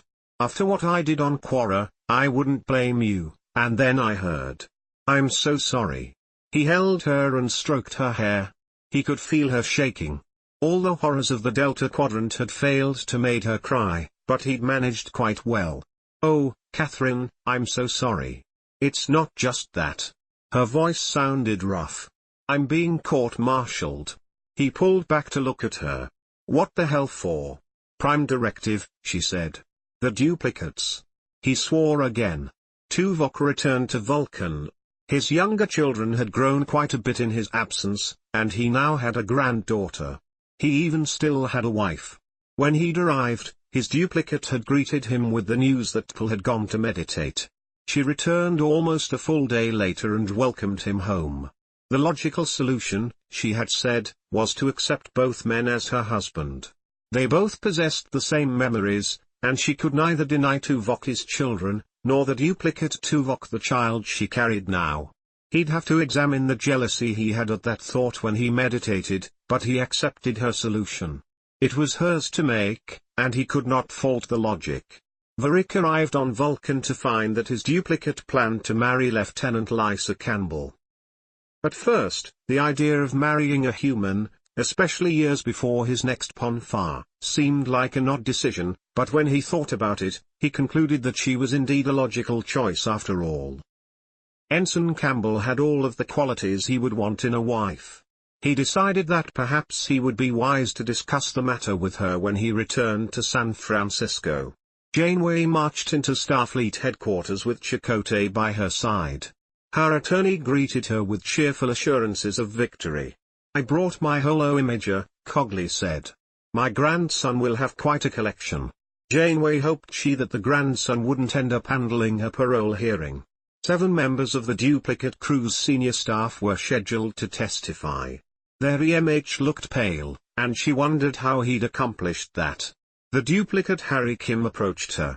I apologize, Captain, this is all my fault. Save it for the stand, young man, Cogley said. Save it for the stand. He hustled off with his arm around Harry's shoulders, enthusiastically explaining the importance of legal strategy. Janeway was sure she heard him mention the holo-imager. Admiral Nechayev tapped the brass bell 3 times, a ceremonial gesture which served only to raise the anxiety of everyone present. We are gathered for the general court-martial of Captain Catherine Janeway. If Council has any objections to the panel as assembled, now is the time to speak. Janeway listened as the prosecutor outlined the charges. There was truth in every fact stated, but the interpretation differed wildly from her own view. In exchange for deuterium, a resource that she could have acquired elsewhere, Captain Janeway willfully violated the Prime Directive, giving full access to the most advanced Federation technology to a pre-warp culture, representatives of which used this technology to reach Federation space within 2 years of this incident. The prosecutor went on to give a lecture on the importance of the Prime Directive, the dangers of exchanging technology, and the moral implications of interfering with the natural development of any society. He called Janeway to the stand first. Did you receive deuterium while on the surface of the Y-class planet located in what you call the Vascan sector? We did, but I'd ask you to limit your answers to a simple yes or no, Captain. I swore to tell the whole truth. Yes is not the whole truth. Your answer is yes, though? Yes, but did the inhabitants of that planet possess warp technology before your arrival? No, they. And did the inhabitants of that planet obtain Federation technology? Yes or no? Yes, but tell me, Captain, did you study the Prime Directive while attending Starfleet Academy? Of course, and I understand. That will be all. The prosecutor took his seat and kept his eyes focused on the table. Mr. Cogley, would you like to cross-examine? Not at this time, he answered. What? Janeway asked. Chakotay leaned forward and whispered in Cogley's ear. He waved his hand. You may return to your seat, Captain, Nechayev said. The prosecution included a complete analysis of the technology in the duplicate Voyager in the body of evidence, and cited specific documents describing the classified status of Voyager's more advanced systems. By the time he rested his case, it sounded like Janeway had set out 7 years ago specifically to deliver the complete knowledge of the Federation to a previously unnamed planet in the Delta Quadrant, in exchange for about half as much deuterium as it took to actually reach that planet. Chakotay fumed. Catherine's attorney had yet to lift a finger in her defense. He declined his right to cross-examine the witnesses, and let all of the prosecutor's statements pass without objection. Chakotay half expected the man of having ulterior motives. When Cogley finally stood up to speak, he called Lieutenant Kim, Harry's duplicate, to the stand. "Lieutenant, where were you born?" "Until recently, I would have said San Francisco. Now I know that I was actually born, if that's even the right word, in the Delta Quadrant, on a Y-class planet." "So you're saying that you are one of those representatives of that pre-warp culture the prosecution was so concerned about?" "You could say that," he said. "It wasn't much of a culture. We weren't even sentient before Harry Kim, the real one, tried to take a sample of what looked like a silver liquid and we sampled his DNA. So, are you saying that your planet was not inhabited prior to Voyager's arrival?" "You could say that." "Isn't that interesting?" Cogley said. "I believe that it is Federation policy to terraform uninhabited planets. Terraforming is quite invasive, isn't it? It definitely changes the future development of that planet." Objection. The prosecutor jumped to his feet. "Counsel is making speeches." Admiral Nechayev seemed to agree. "Was there a question in there somewhere, Mr. Cogley?" "My apologies, Admiral. Tell me, Lieutenant, about this alleged trade between your people and Captain Janeway. How much deuterium did you offer her in exchange for warp technology?" "We didn't make any such offer." "No offer? But how did you convince her to give you the technology?" "We didn't. We just took it." "I see. So she didn't actually give it to you, then?" "No, sir." "Thank you, Lieutenant. No further questions." The prosecutor stalked across the room. "Lieutenant Kim, how is it that you remember the details of this acquisition of technology, when by your own admission you do not even recall your own origin?" "When we learned the truth, I started to remember." So now you remember this planet?" "It's beautiful there," Harry said. "Everything shimmers with a dozen shades of gold, and yes, I'm sure it's quite lovely. Tell me, since your newly restored memory is so excellent, why exactly did Captain Janeway allow her ship and crew to be duplicated?" "Tom and I were created by accident," Harry's duplicate explained. "Captain Janeway only allowed the others, the volunteers, to be duplicated after we demanded it. We refused to allow Voyager to take off and leave us alone." "I see. You said volunteers. Did she allow Naomi Wildman to volunteer? A child only 3 years old at the time? We duplicated Naomi after Voyager left, like we did with the other people who didn't volunteer, and the ship itself. We acquired the crew's memories. We knew the captain would never allow us to create the technology." "I see. Perhaps we should court-martial you for theft, Lieutenant." "Perhaps." No further questions. Janeway took the stand next. "Captain." Cogley smiled at her. "While on the Class Y planet in question, did you trade any technology at all for deuterium or any other substance?" "No." "Did you give the planet's inhabitants any technology of any kind?" "No." "Were you aware that the planet's inhabitants had duplicated your ship?" "No." "When did you become aware of the fact that they had in fact done this?" "Several hours after returning to Federation space, when I first met Admiral Janeway, my duplicate. She explained the whole situation to me." "I see." He turned and smiled at the prosecutor. "Your witness. Tell me, Captain Janeway, did it not occur to you that allowing members of your crew to be duplicated could be problematic?" The duplicates of Tom and Harry showed no desire. "That's a yes or no question, Captain." "Then no. I had no reason to think they'd leave the planet, or even could. Ah, so what you actually thought was that no one at Starfleet would ever find out what you'd done. The entire incident is recorded in my logs, she answered, raising her voice to be heard as he tried to cut her off. Pretty sloppy of me if I intended to hide it. Chakotay smiled. Catherine had decided not to take any more of the prosecutor's abuse, and the man had little hope against her in a fair fight. Despite the prosecution's closing argument, which painted Catherine as incompetent and quite possibly evil, it took the panel only a few minutes to decide on an acquittal. Janeway slumped in relief. Thank you, Mr. Cogley. I suppose I owe you a holo image or two? He grinned at her. What did I tell you? No trouble at all. I expect they'll be apologizing and promoting you any minute. To be honest, I hope they don't promote me. Let the duplicate play desk jockey. I don't think I could take it. Chakotay pulled her into a hug, and she found it hard to care if Admiral Nechayev happened to see. I couldn't have made it through that without your friendship, she told him. Thank you. You'll always have my friendship, he said. And more, if you want it. She smiled. I do. Run away with me, he said.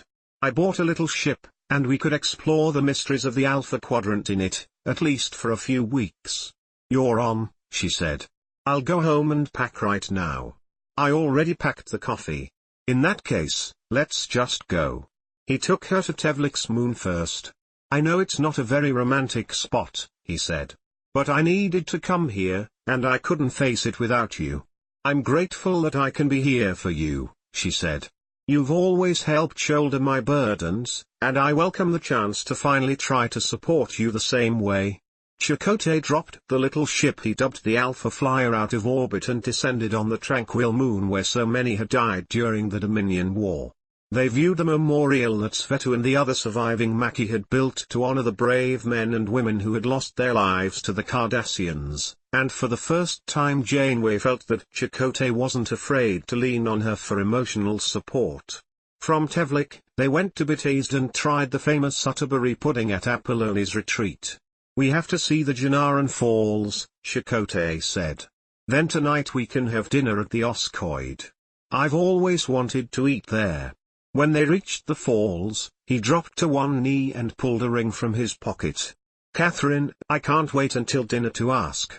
Will you marry me? Of course I will, she answered. On one condition. What's that? That we not have the ceremony on this planet. He laughed and slid the ring onto her finger. I didn't think of that, he admitted. We're less than 2 weeks from Risa, though. 2 weeks alone together on your ship. She grinned. I think I can handle that. Sarah Carey smiled across the table. I'm so glad you called. How is everything working out for you? Things are a little different, Sam said. My duplicate left for 3 months to study Alpha Omicron creatures, so for the moment, I have both girls. You think twins could be confusing? Try dealing with twins who share a name. Sarah laughed. And your husband? We're staying together, at least for now. I love him dearly, but I don't see how he thinks this time-share arrangement he's devised is going to work out. Sure, we're all Starfleet officers, so we'll travel a lot, and my duplicate and I might not cross paths very often, but the whole thing isn't very conducive to romance. I wouldn't think so. Maybe you'll get lucky and your duplicate will meet someone. Sam shrugged. Time will tell. She's a lot like me, but she does seem to have an impulsive streak that I lack. She changed her hair color before she left. I'd never do that. In a million years, Harry Kim never would have imagined that he'd ever let Libby fix him up with a date, but he needed a date for the wedding. A blind date arranged by his former fiancée did seem to fit the strangeness of the occasion. 7 of 9 as a bride was strange enough, but that both 7 of 9 and her duplicate would choose to share a double ceremony bordered on scary. He suspected that the doctors were to blame for that. Doc had found Megan and Jenny's double wedding rather charming. Harry glanced at the chronometer, checked himself in the mirror, and headed out. He wondered what his mystery date would make of a double wedding involving a former Borg drone, her clone, and 2 holograms. If she didn't run screaming, maybe he could even tell her that he'd once come back from the dead. The doctor paced the floor, making the final adjustments to his tuxedo a little bit challenging for Bilana. "What is it with you men?" she demanded. "Can't any of you sit still for 5 minutes?" Tom chuckled. "This is what you women do to us. I'll feel better when this is over," he said. "How did I ever think I could stand up in front of all of those people?" "You'll manage," Bilana said.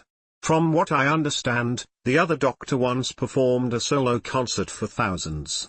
There are only about 300 people coming to the wedding." "Only?" he demanded. "That's twice the size of the crew." "What a coincidence," Tom said, almost without smirking. The doctor paced the floor, making Bilana chase him as she attempted the final adjustments on his tuxedo. "You're making this awfully difficult," she complained. "Can't you stand still for 5 minutes?" Tom chuckled. "Give him a break, Bilana, he's about to get married." "I'll feel better when this is over," he said. "How did I ever think I could stand up in front of all of those people?" "You'll manage," Bilana said. "As I recall, you once performed a solo concert for thousands. There are only about 300 people coming to the wedding." "Only?" he demanded. "That's twice the size of the crew." "What a coincidence," Tom said, almost without smirking. "Transwarp conduit or wormhole?" the usher asked. "Transwarp conduit," Janeway answered after a moment's pause. "Clever." She and Chakotay followed the young man down the aisle, where he seated them up front and to the left. Their duplicates smiled politely from the right side. "Weird is part of the job," she said. Chakotay laughed and wrapped his arm around her shoulder. "We should have dinner with them sometime. We already are." Phoebe insisted that we all get together for lunch tomorrow. "She says we're family and we'd better get used to it. She's right, you know." "I know," she said. "But if you ever tell her I said that, I'll deny it. My lips are sealed." She smiled at him. "I think I'd rather just keep them busy." He chuckled and leaned over to kiss her. "That's definitely a better solution."